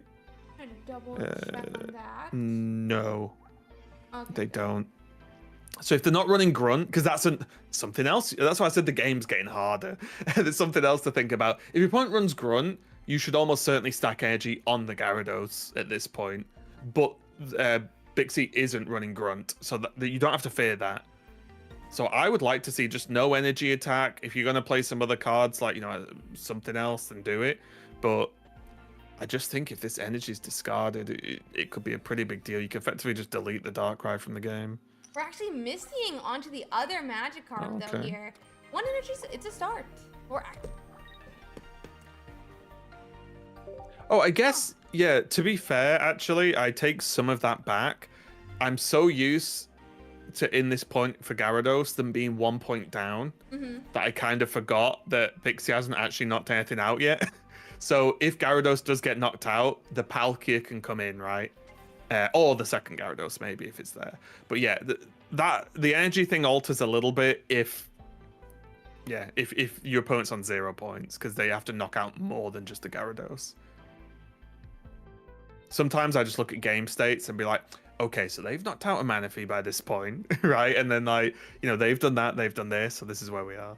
Yeah, at some point you like hit where you're like so far in the game, or like you're so used to playing the game that your brain almost like says, oh, well, this is what's happened in the game at this point. So it's just pattern recognition, right? Exactly, yeah. Like when I was talking earlier, like sometimes you do stuff, you don't realize you put your Pokemon down like way later into the game than normal, and so you're like, oh, time to attack. There's no energy on this guy. Like, what? Like, so, yeah, it's just the pattern recognition. Yeah, I was kind of surprised that they hadn't knocked anything out either there. It's that power of Irida, isn't it? Yeah, it is the power of Irida, but I'm surprised they're attaching to the Giratina. I almost would have thought they would do it to the Darkrai just to, put out that little bit of damage and maybe like pressure Gyarados. Yeah, it's tricky, isn't it? It's really tricky because even though the Giratina on the back has 4 Psychic, which is a lot, if there's 1 Psychic deleted off it from this Gyarados, then it needs the Dark attach, right? So, it's an odd one for sure. But this is where the matchups, it's where the game just gets really hard, honestly, for sure. because there's so many different things players can do now versus like when we just had base set. Mm-hmm. There's so many different variables. Even when you know your opponent's deck list, there's still a lot of different things that can happen. There's so and many. You've got to just try and do your best. Yeah, there's so many variables, new like stronger supporters, stronger Pokemon. There's so many things to account for. I think it's really nice, the different I like it. Even this Gyarados, right? The discard energy, you have to try and account for it, because the amount of games I've lost because I kind of forgot that if they hit the good discard, I'd just be in a disaster point. That is crazy. Yeah, for sure. And I think like Bixie's even showing that like the 4 Psychics on the Giratina up on the top, they're having to account for it so that it doesn't set them back when they're ready to attack, or if that like pops off of the Giratina up there. Too many things to account for almost, but it's really nice.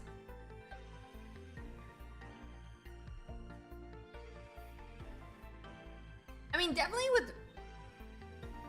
with red and ping, which is possible right now, Didar's Gyarados does get knocked out. We have the ping. I wonder if we're gonna see red come down. I think that would be huge, right? If they have red. Oh yeah. They get the knockout and then they just have a giant Giratina just chilling. Yeah, that would be really, really nice. I think they only run 1 red though. Tragic.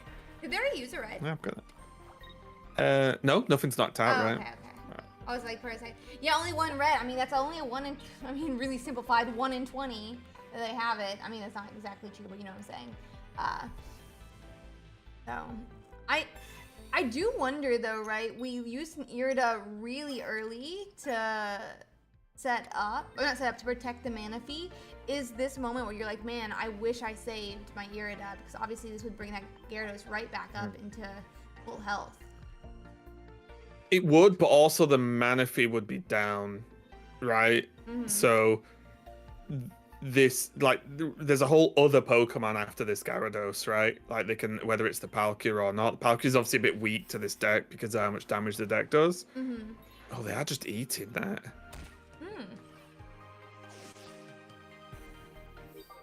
Let's see. I mean, now Bixie should just be able to knock out. That being said, I guess it'll be to 130 health, but we don't have 4 energies.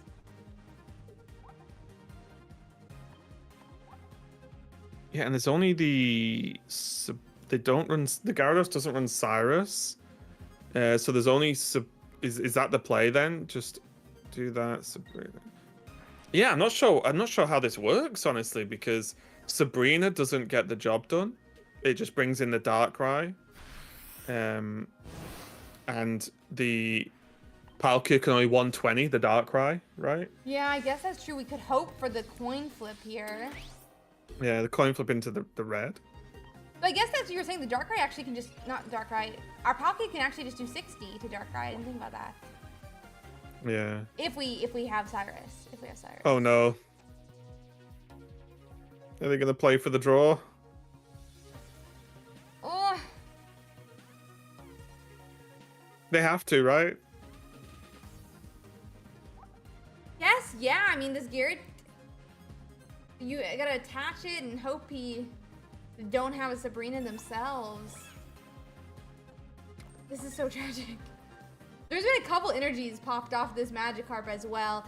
That being said, no Gyarados EX, but I mean, this is definitely a moment you're like, oh man, if I just had 4 energies in my Gyarados, would I be able to win here?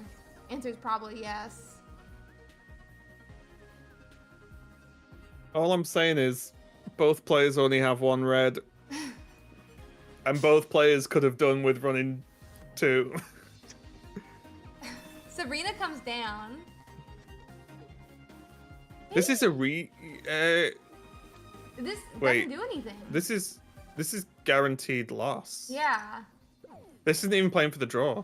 Yeah, this isn't even, Right? I don't understand this. This isn't even playing for the draw. We're just losing now. Because at least if we hit heads, force them to potentially force them into attacking into the helmet. It's a draw, but Yeah, this is now guaranteed loss. Because if unless I'm missing something, if they hit the Giratina, unless there's a heal, the Giratina could knock itself out, draw. yeah. If the Giratina could retreat into a Darkrai, but the Darkrai's don't knock out the Palkia. So you would have buy another turn. Now, would another turn change the game? I don't know. But I think playing for at least the draw there felt correct, unless I'm missing something. The other option is, were there heals in the deck, and was there enough cards in hand that they were just like, oh yeah, they've got heal, I guess. But even then, I don't know why you do the play. There's always Strange. a chance they don't, right? But that's going to be a 2-0 for Bixie. Next, we're going to be watching Jody versus the Frog X Barbar. So, that's going to be really exciting. It's going to be another Gyarados versus, this time though, Giratina EX, Mewtwo EX, which I think maybe threatens a little bit more since it can swing for 170? Mm-hmm. Just doing my red check. Barbar, 1 red. Jody is on 1 red. So basically, everyone in the top 4 is disappointing me.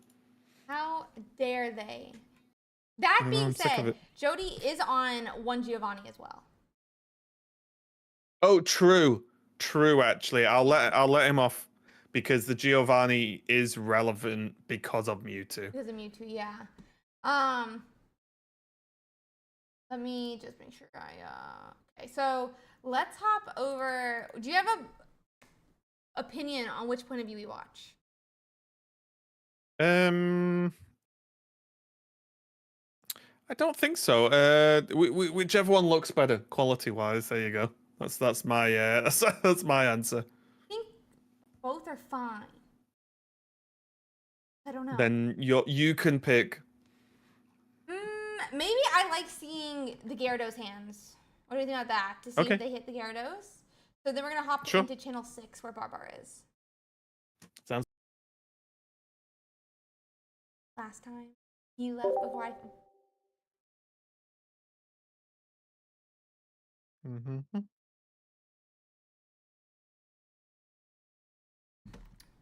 Okay, so for this deck list, the highlights are 1 Origin Form Palkia, the 2 Manaphy, 2 Gyarados. Supporters, we've got the 1 Mars, 1 Red, 1 Sabrina, 1 Misty, 2 Irida, 1 Comms, 1 Giant Cape, 1 Rocky Helmet, and then obviously Pokeball and Professor Research. It's a lot of 1s, which is kind of normal right now. I think there's only a few cards you look at going 2 of, unless your deck's very specialized. Okay. It's going to be the Fight of the Titans again here. Magikarp versus Giratina. Two god Pokemon. True Titans against each other here. This little 30 health Magikarp. But yeah, Jody is starting Giratina EX. I feel like you want to start Giratina EX, but then I'm also sitting here like, is there a world where do we even have Dawn on this list? 1 second. Where like you could. I've got it up if you want. Yeah, there is one Dawn, so like you could like do 50 the next turn and surprise Magikarp's down. Yeah, it's kind of strange how you want to do it, right? Like they Pokeballed into the Mewtwo, but in this matchup, Mewtwo up front is probably good because you knock out the Manaphy, you knock out the Carp, but Mewtwo in the back isn't bad either, right? Like I think that's important as well. Like it's maybe not the best, but it's definitely not the worst because as you mentioned, Mewtwo can go up to 170 health with a cape, which is pretty nice. And it can hit really, really hard. So if you helm the Giratina and then have the cape on Mewtwo, I think that's roughly what you're aiming for with the setup. Then the Gyarados might struggle to deal with it, honestly. Let's see.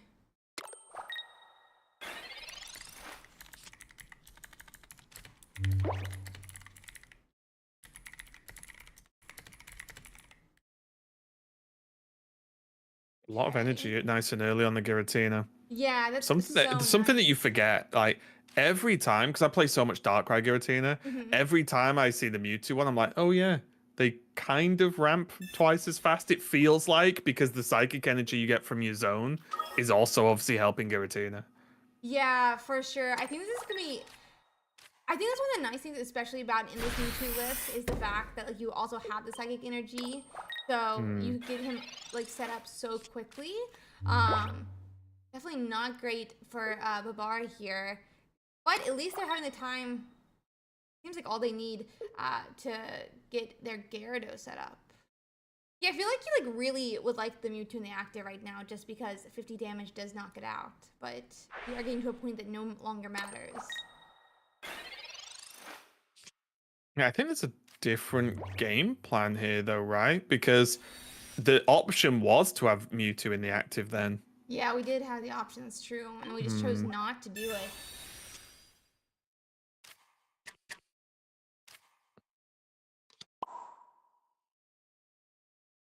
I guess that it's a reasonable point, and I might be wrong. You could probably go and ask him in their stream. But Judah's like probably going for the Rocky Helm play, right? Like forcing the Gyarados to attack a Giratina, and then just job done, right? The Mewtwo cleans it up. Yeah, that's true. It seems like we're kind of looking for that. We're getting. It looks like we're almost gonna have all three attackers fully set up. And just double checking one thing, but yeah, I mean. But Bard doesn't run Cyrus. He does run Sabrina. But so we could, swap in and out some of these attackers as long as they're set up here.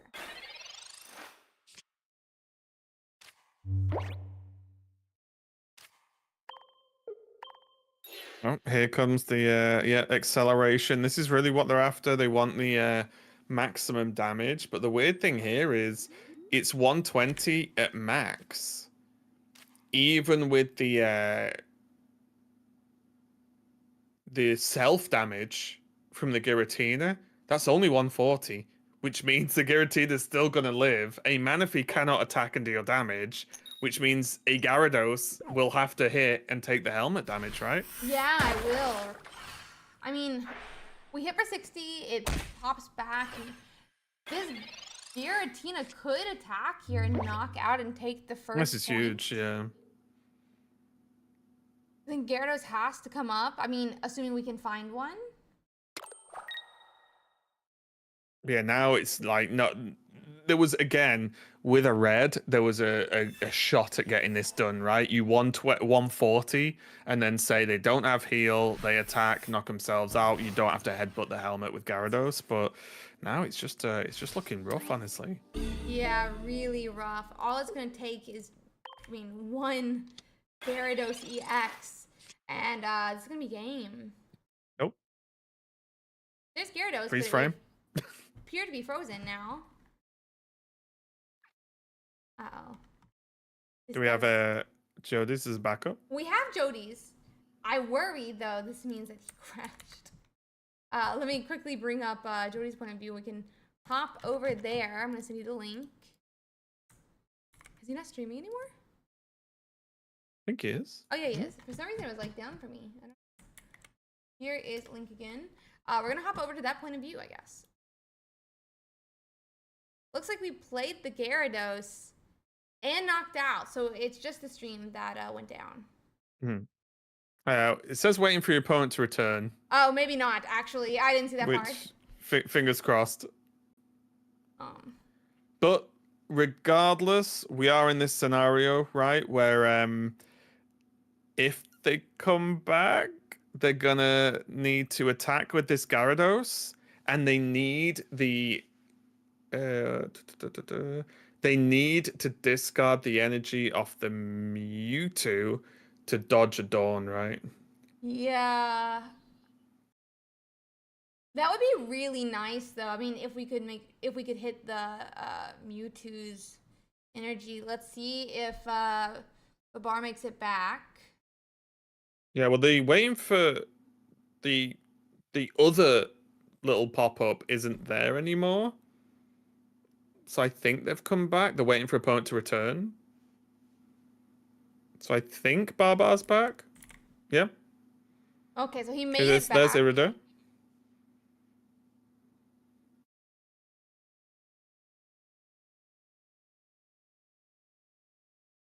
Gyarados swings for 140. Where does the energy pop off? Oh, it's off the Giratina. Now the question is, do we have Dawn? We do, yep. And that's gonna be, I mean, either way, I guess. No. If we had, I guess, popped out the Mewtwo, we could have retreated, though, right? Or we couldn't because we wanted energy. Yeah, but they wouldn't. Yeah, it wouldn't have been the energy, right? They would have been on one energy. You put the energy on Mewtwo, retreat, but then there's no energy for Giratina to attack. Yeah, exactly. So that was it wasn't a 50-50 because that's not how the Gyarados energy discard works. But that was the way Barbar needed it to go. They needed it to actually take off the energy off Mewtwo to remove Dawn as a factor. But good win there for Judy there, getting it done. Yeah, great job by Judy for, I mean, securing the win. We'll stay on Judy's point of view, I think, from here. So I'm just swapping the names over, and we'll be getting into that game in 1 second. Yeah, also one thing that's kind of crazy as well is that he plays on, he streams, and he plays obviously a lot of games. I think he's, let's just say around top 10 on Master Ball right now. World, obviously. He plays on his phone. I support it, honestly. Crazy. I don't know. I actually had like I'm gonna get the thing up, but I actually had like friends who when Pokemon Pocket first came out, before people figured out emulators, and they were like, the strain on my neck after tournaments. Yeah, playing on phone is just mad. For that many hours, I mean. For that many hours. For sure. And then like we got the emulators and they're like, I've lost all stamina to stare at the computer screen. I was like, oh my god, pick one or the other. Yeah, stop being weak. Yeah, just like, you're a gamer. Be better. That being said, Jody's actually starting with Mewtwo this time. We talked about this briefly, how it might be helpful just because you could knock out the Manaphy in 2 turns. That being said... I think in this matchup, there's no downside of starting Mewtwo. Like, the downside is they start Palkia and Misty, that, you know, when you start getting smashed, right? But other than that exact scenario, that I think there's only upside of starting Mewtwo because you beat Manaphy, you beat Magikarp. Palkia normally takes a while to get going. If Palkia gets going fast, it's because they had Manaphy, which you beat, right? Palkia doesn't one-shot Mewtwo either, especially with a cape now. So I think the Mewtwo in this matchup is how you want to start. Again, another tricky one because I get asked a lot when playing the Darkrai Giratina is, oh, what do you want to start with this deck? And I'm like, well, tell me what the matchup is, right? Yeah. Because it does change it. It really like massively changes how you play. And I think that's super fun that like even though decks have play styles and themes, it's not rigid, right? You have to do certain things in certain matchups. Yeah, this Let's Manaphy see just here. goes now. This Palkia is probably going to have to come into tank. It's quite weak to Dawn, though.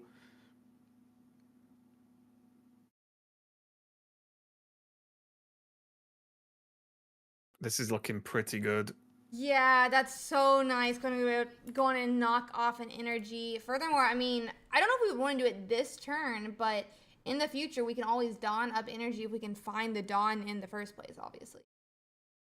Um, Yeah, I think if they have Dawn, they will 100% Dawn this turn because you 150. Even if they have Gyarados, again, outside of any Misty shenanigans, they're going to be a couple of turns before they get Gyarados. You hit for 50, hit for 150. mhm. Or they could go the other way, depending on how it goes, is hit for 150 now, and then if they really wanted to, they could just pass a couple of turns and try and juice a Giratina if they didn't see, with them winning the race, let's say. Oh, my lord, Oh it's my game. god, this is insane right now. Oh Oh, no.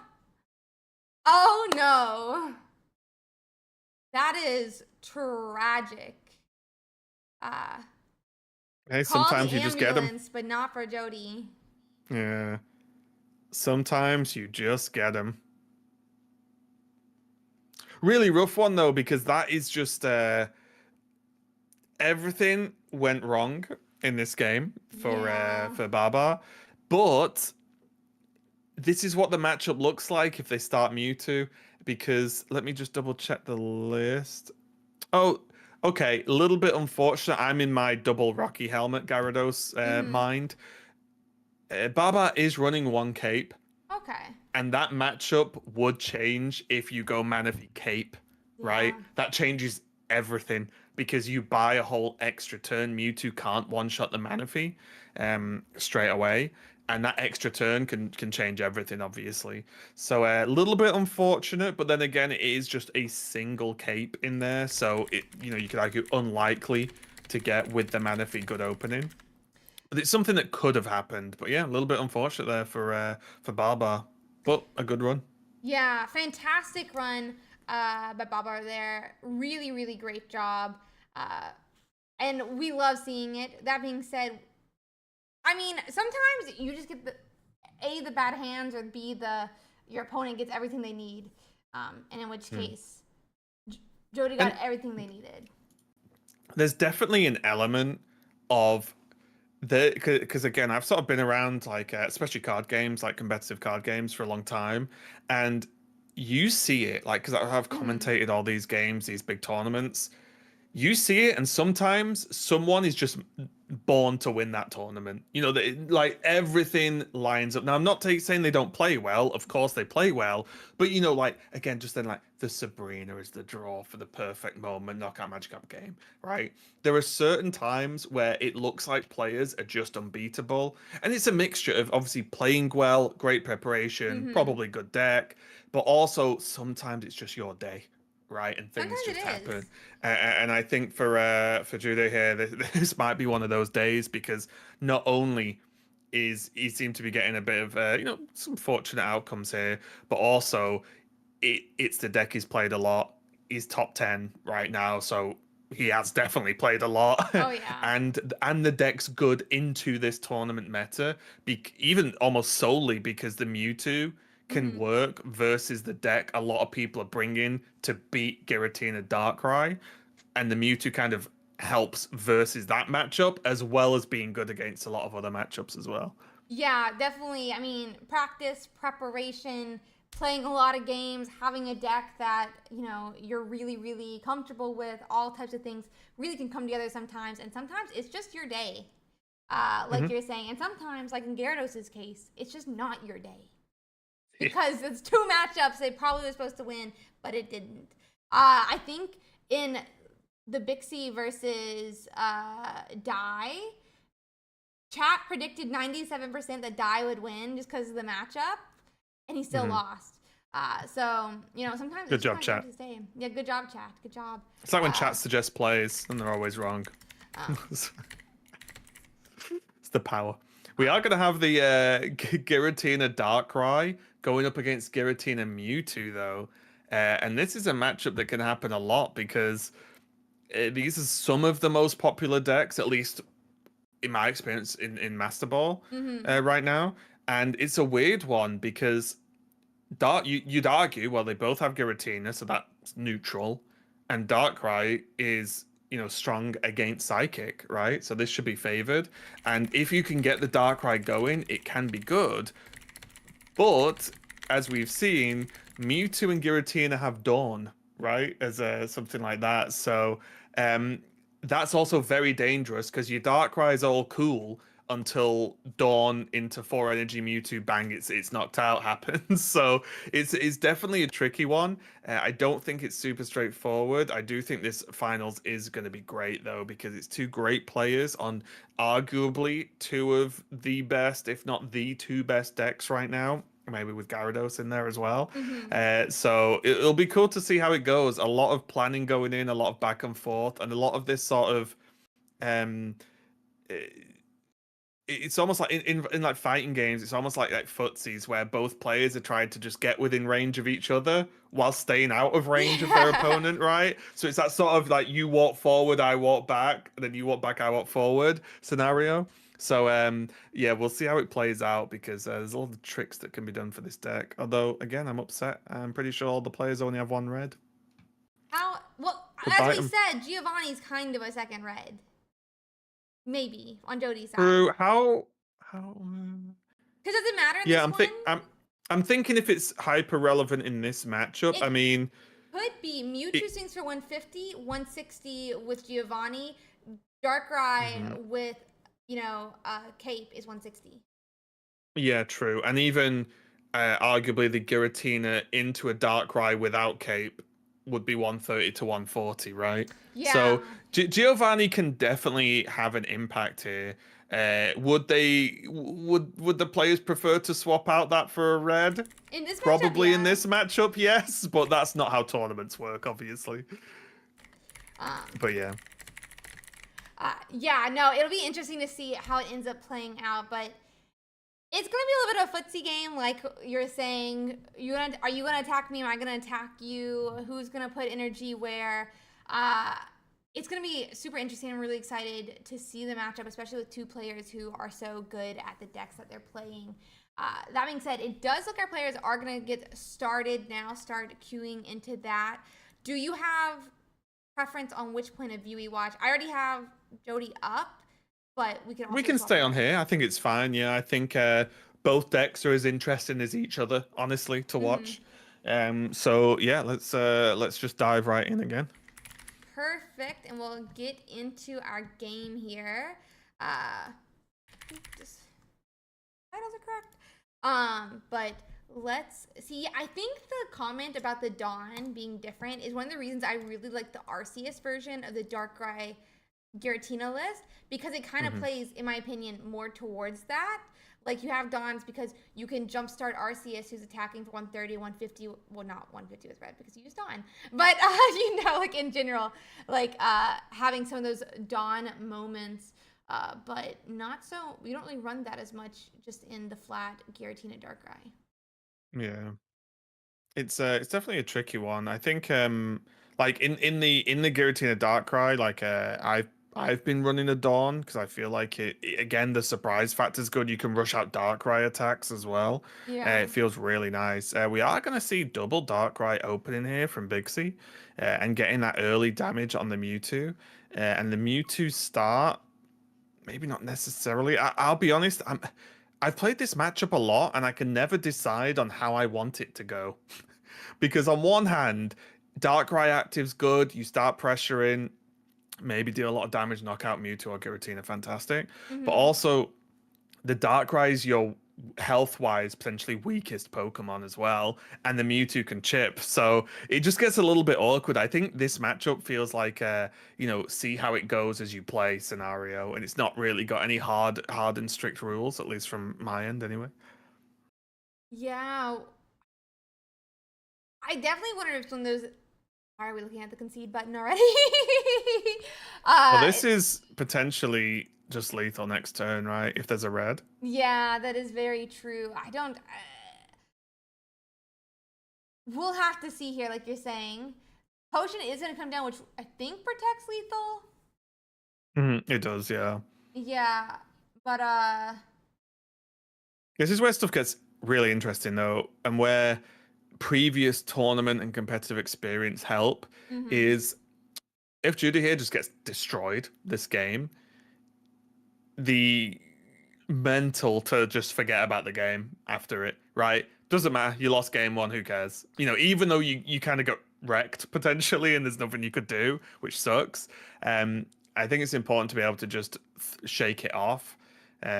Because that game no longer matters. Even though Mhm. you're in a final, you lost game one. I've been there, and it's rough. But I think these players are, at this point, in the zone enough to just not worry too much. But it's something that can affect you.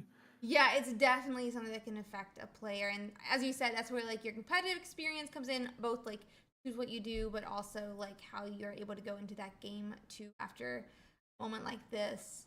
Uh Looks like we're just waiting for our opponent would do.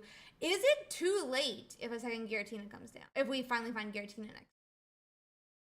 Not necessarily. It might be, but again, it is important to remember this is psychic energy. So Mm-hmm. the Giratina doesn't necessarily have to, sleep for that long because it's got psychic energy, right? True, yeah. Whereas if this was just a Darkrai and no Giratina, and it's like, is that too late? Yes, because Giratina would have to sleep 3 whole turns. Yeah. However, no other Pokemon, and this Mewtwo, I think, is toast. So we're going to see Jude take a loss, game number one, and sometimes that happens.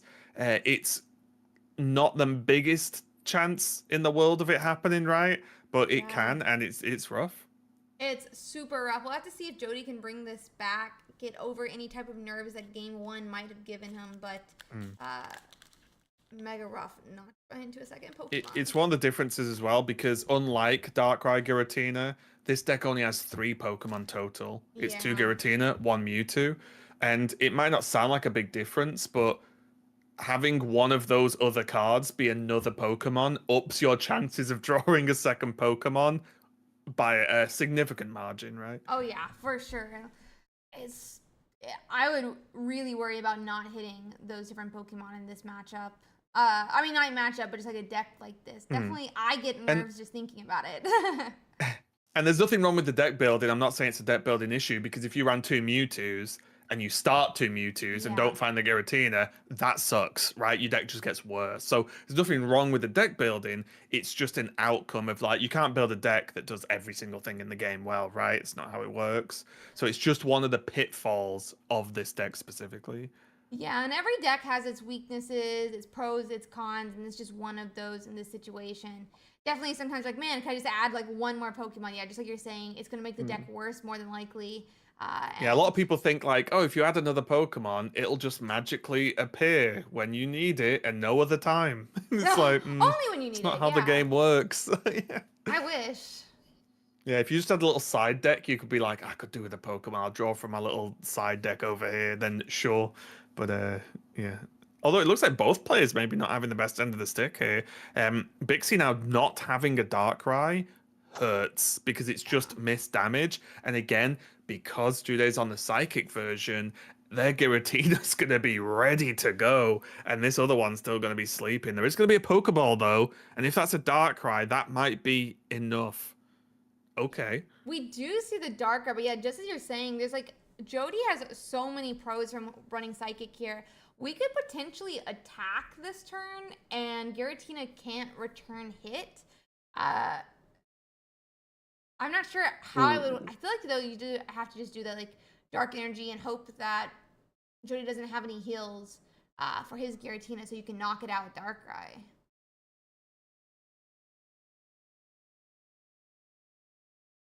Is this gonna be a potential bounce? No, okay, they're just gonna hit. Okay. I didn't know if they were gonna try and rush down the Darkrai or not. It probably doesn't matter because unfortunately, Jody, again, no other Pokemon, no Mewtwo to get ready, no nothing. It's just one Pokemon and a dream. Yeah, one And Pokemon unfortunately, and a dream. I think the dream might be over soon because now we're getting to the point where, yeah, as another Giratina's probably not going to do it, and Mewtwo might be too slow as well. Yeah, the only thing I can think of here is potentially like Pokemon Center Lady and a potion would take you out of range of Darkrai next turn. But even then, red's still a problem, so you're gonna want Cape as well. I think Jody's on Yeah, Cape, and but yeah, it is, yeah, and also, yeah, it's two capes, one helm. Also as well, their Darkrai, the Bixie's Darkrai has cape on it, which means that's also not in range, right, of yeah, the of like the red from the other side. very true. This is Second tough. Darkrai. Would I almost wonder if maybe we see retreat here, but if Bixie doesn't retreat, I almost wonder if you don't put down the second Darkrai, because as you said, the Darkrai waiting on the bench isn't in range of a red. Wait, never mind. It really wouldn't matter because they're both in range of a red. I'm a dumb. Not in range of a red if you Sabrina. So never mind.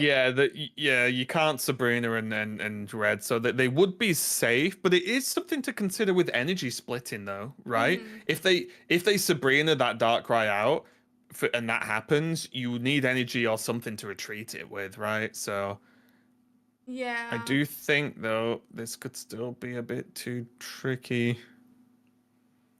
There is gonna, or at least the hovering cape to go to 150.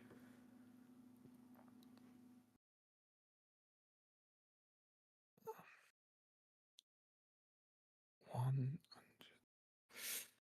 Let's see. It looks Judah's like probably done the maths way better than I have, but I don't know if this needed to be a helmet or not. yeah. I'm wondering here. So we go down to 130. Red. Yeah, I don't feel like. Wait. Well, so Giratina's weak to dark. He did need both. yeah, if there's no more heals, then they have to do cape here or they'll lose, right? So that's fine. But are they gonna have red? So that's to 110. This attack will do 100. I keep forgetting that it is 100. I thought I was doing 80 when I was doing my calculations Told you, earlier. you gotta play the normal Giratina. Yeah, we gotta play the That's what normal I'm gonna Giratina. do because yeah, I did it the other day, like 5 hours into a stream. I just didn't heal because I thought Oh, it we was hit a safe. Pokeball. Okay, Pokeball keeps him in the game. Oh, it's not At like least, Giratina. I kind of wanted a Mewtwo there, I think. But no yeah. heals. The problem is the Darkrai ping on the Giratina, right? Yeah, we need some heal here. Wait, Wait, what?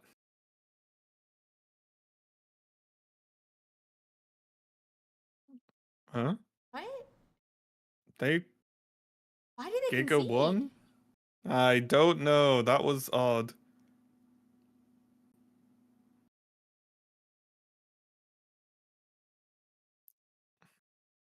I don't really know how to recover here. I don't know what to They think just about conceded that. for no reason whatsoever. They had that, I would say, 95% more won, right? Yeah, I don't understand that at all.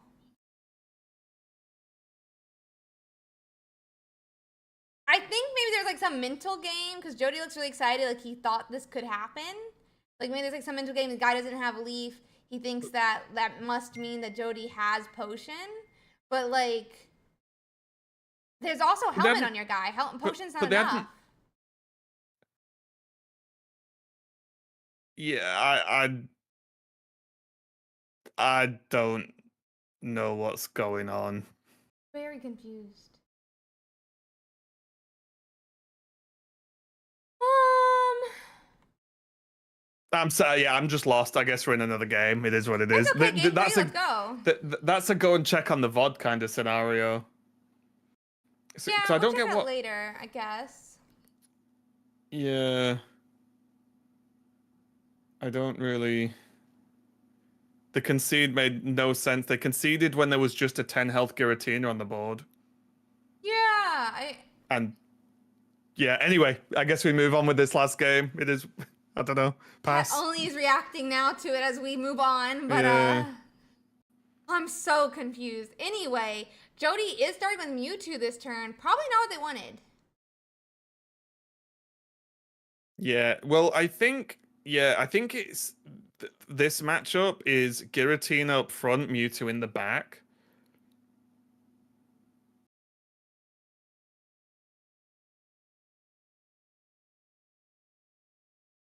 So we'll see what's going on here. Energy on the Mewtwo and a pass. That it feels so bad because that's a whole turn of extra energy you missed, right? By not having Giratina. Yeah, 100%. That never feels good when you're not getting that Giratina bellowing from the bench every single turn.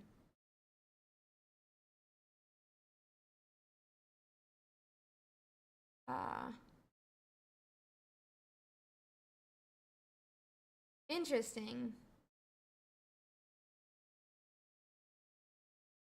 Huh. This is huge, though. The Darkrai being able to just chip away. This is basically everything you want if you're Big C. Yeah, Bixie is absolutely, I mean, has every little piece that they need here. Jody, I mean, could attack for 50, but you're also going to be taking that 20 ping.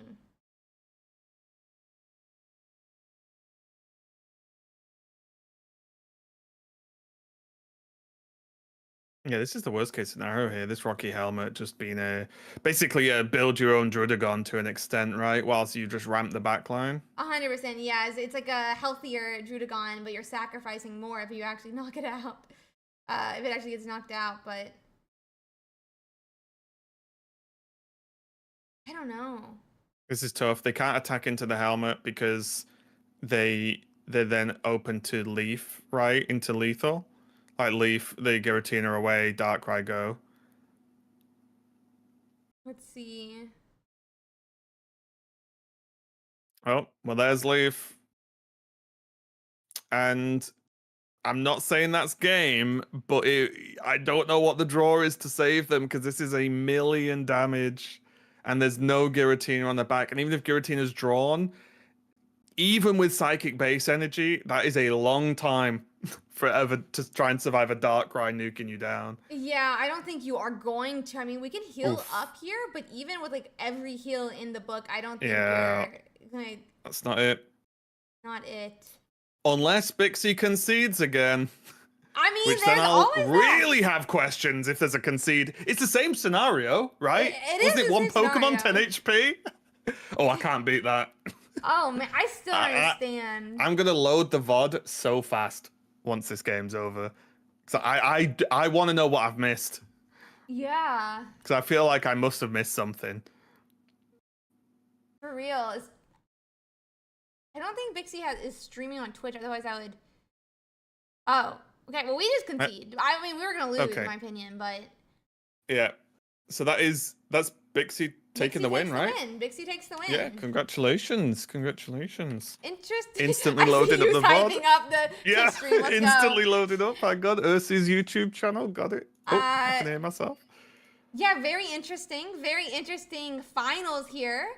But yeah, well, it was a great top cut. I had a lot of fun with that, and even though Jody did end up losing in the finals, he is the farthest ever to proceed is proceed the correct word as a Ursiiday cocaster, because he's been on the channel at the co-cast. So Raven, next week you have to win finals. Casual shade. Who's over? I feel like this was targeted abuse. Raven, well, one of the other casters has done something with their life. He made it to finals. You better win it, buddy. You better win it. But yeah, so that is going to be the win for Bixie. Congratulations to Bixie for finishing off the set. They definitely looked really strong the entire set. But fantastic job by them getting that 2-1 in the finals. Absolutely fantastic job by Bixie. Interestingly enough, I think they may be one of the first ever undefeated Ursiiday Pokemon Pocket winners, but they have 2 ties. So we could have an undefeated we can discuss whether that counts. Yeah, and you could discuss whether that counts or not. Jody would have been actually the first ever undefeated because he has no ties. No, yeah, he has no ties. But you could say that Vixie is the first no losses winner. So huge shout out to to Bixie here for winning the tournament. We are so happy that there was, they did such a great job with the deck, even beating Gyarados, where you may not have expected them to, and beating out some of these T17 Giratina Mewtwo decks as well. That being said, guys, we are going to give a huge shout out to all of our players today while Raven's over there watching the bot. The best part is I will show you your face the moment the concede happened, and I think that was everyone's face. I'm sure it wasn't. Oh no! Look at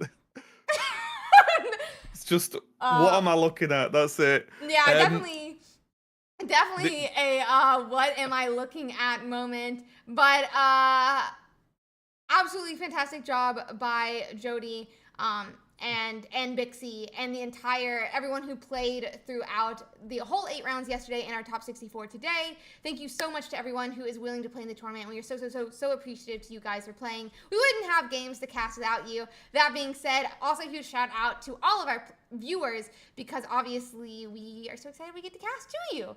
And because of you guys and your fantastic, being willing to sit here and watch all of these games every single weekend. We are so happy to have such an awesome sponsor like XP Collect, who puts up the 400 USD prize pool every single weekend. If you are interested in card games, Lurkana, Pokemon, Yu-Gi-Oh, any of them, they are a shop that you can pre-order through. They have not had to cancel a pre-order in over 8 years, so I definitely recommend them to you guys for pre-orders. If you're interested in Pokemon specifically, we do have a text message phone number that you can text rivals to, and it will sign you up for pre-order information, and they'll text you when the pre-orders are ready for destined rivals. So definitely make sure that you check them out. I do also want to give a huge shout out to all of our judges today. They make streaming so easy, and we are so happy that they are willing to help us every single weekend. So huge shout out to our judges and our mods. I also do want to give a huge shout out to my fantastic co-caster here, Raven HS or RavenCasts, depending where you're looking at his content. He's a fantastic Pokemon content creator, a fantastic caster who doesn't only cast my tournaments, but also cast for Hearthstone.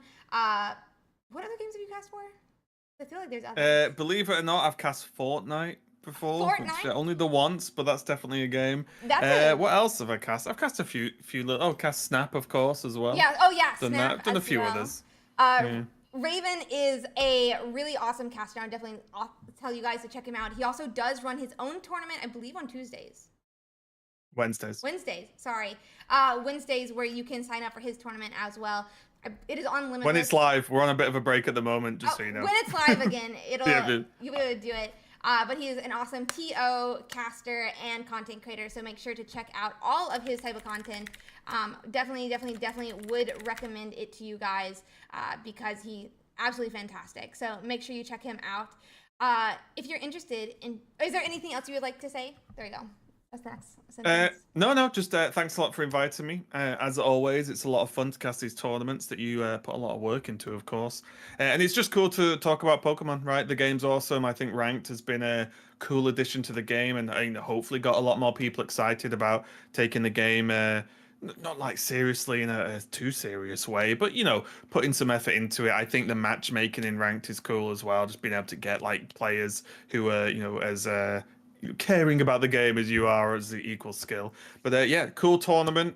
A lot of different decks that are being played right now on ladder and in tournaments. So yeah, there's a lot of good things going on for Pokemon. So hopefully we get more in the future as well. Yeah, I absolutely love seeing everyone who loves the game. I'm so happy that we get to talk about it. It's so much fun. I think that's one of the best parts of like these tournaments, is seeing everyone with these passions for Pokemon getting to come together, both to play the game, watch the game, cast the game in our awesome position, but things like that. So I'm so happy that we get to do all of that together. That being said, guys, if you're interested in Pokemon Pocket content, I also do Pokemon Pocket content. Who would have guessed? I stream every single day of the week, essentially, and you can always check it out here. If you're on Twitch, don't forget to follow. If you're on YouTube, don't forget to subscribe. We do check out all of the all of the different socials as well. My brain's still on the concede game 2, and I'm like stuttering over everything. But thank you guys so much for watching the stream today, and I really do appreciate it.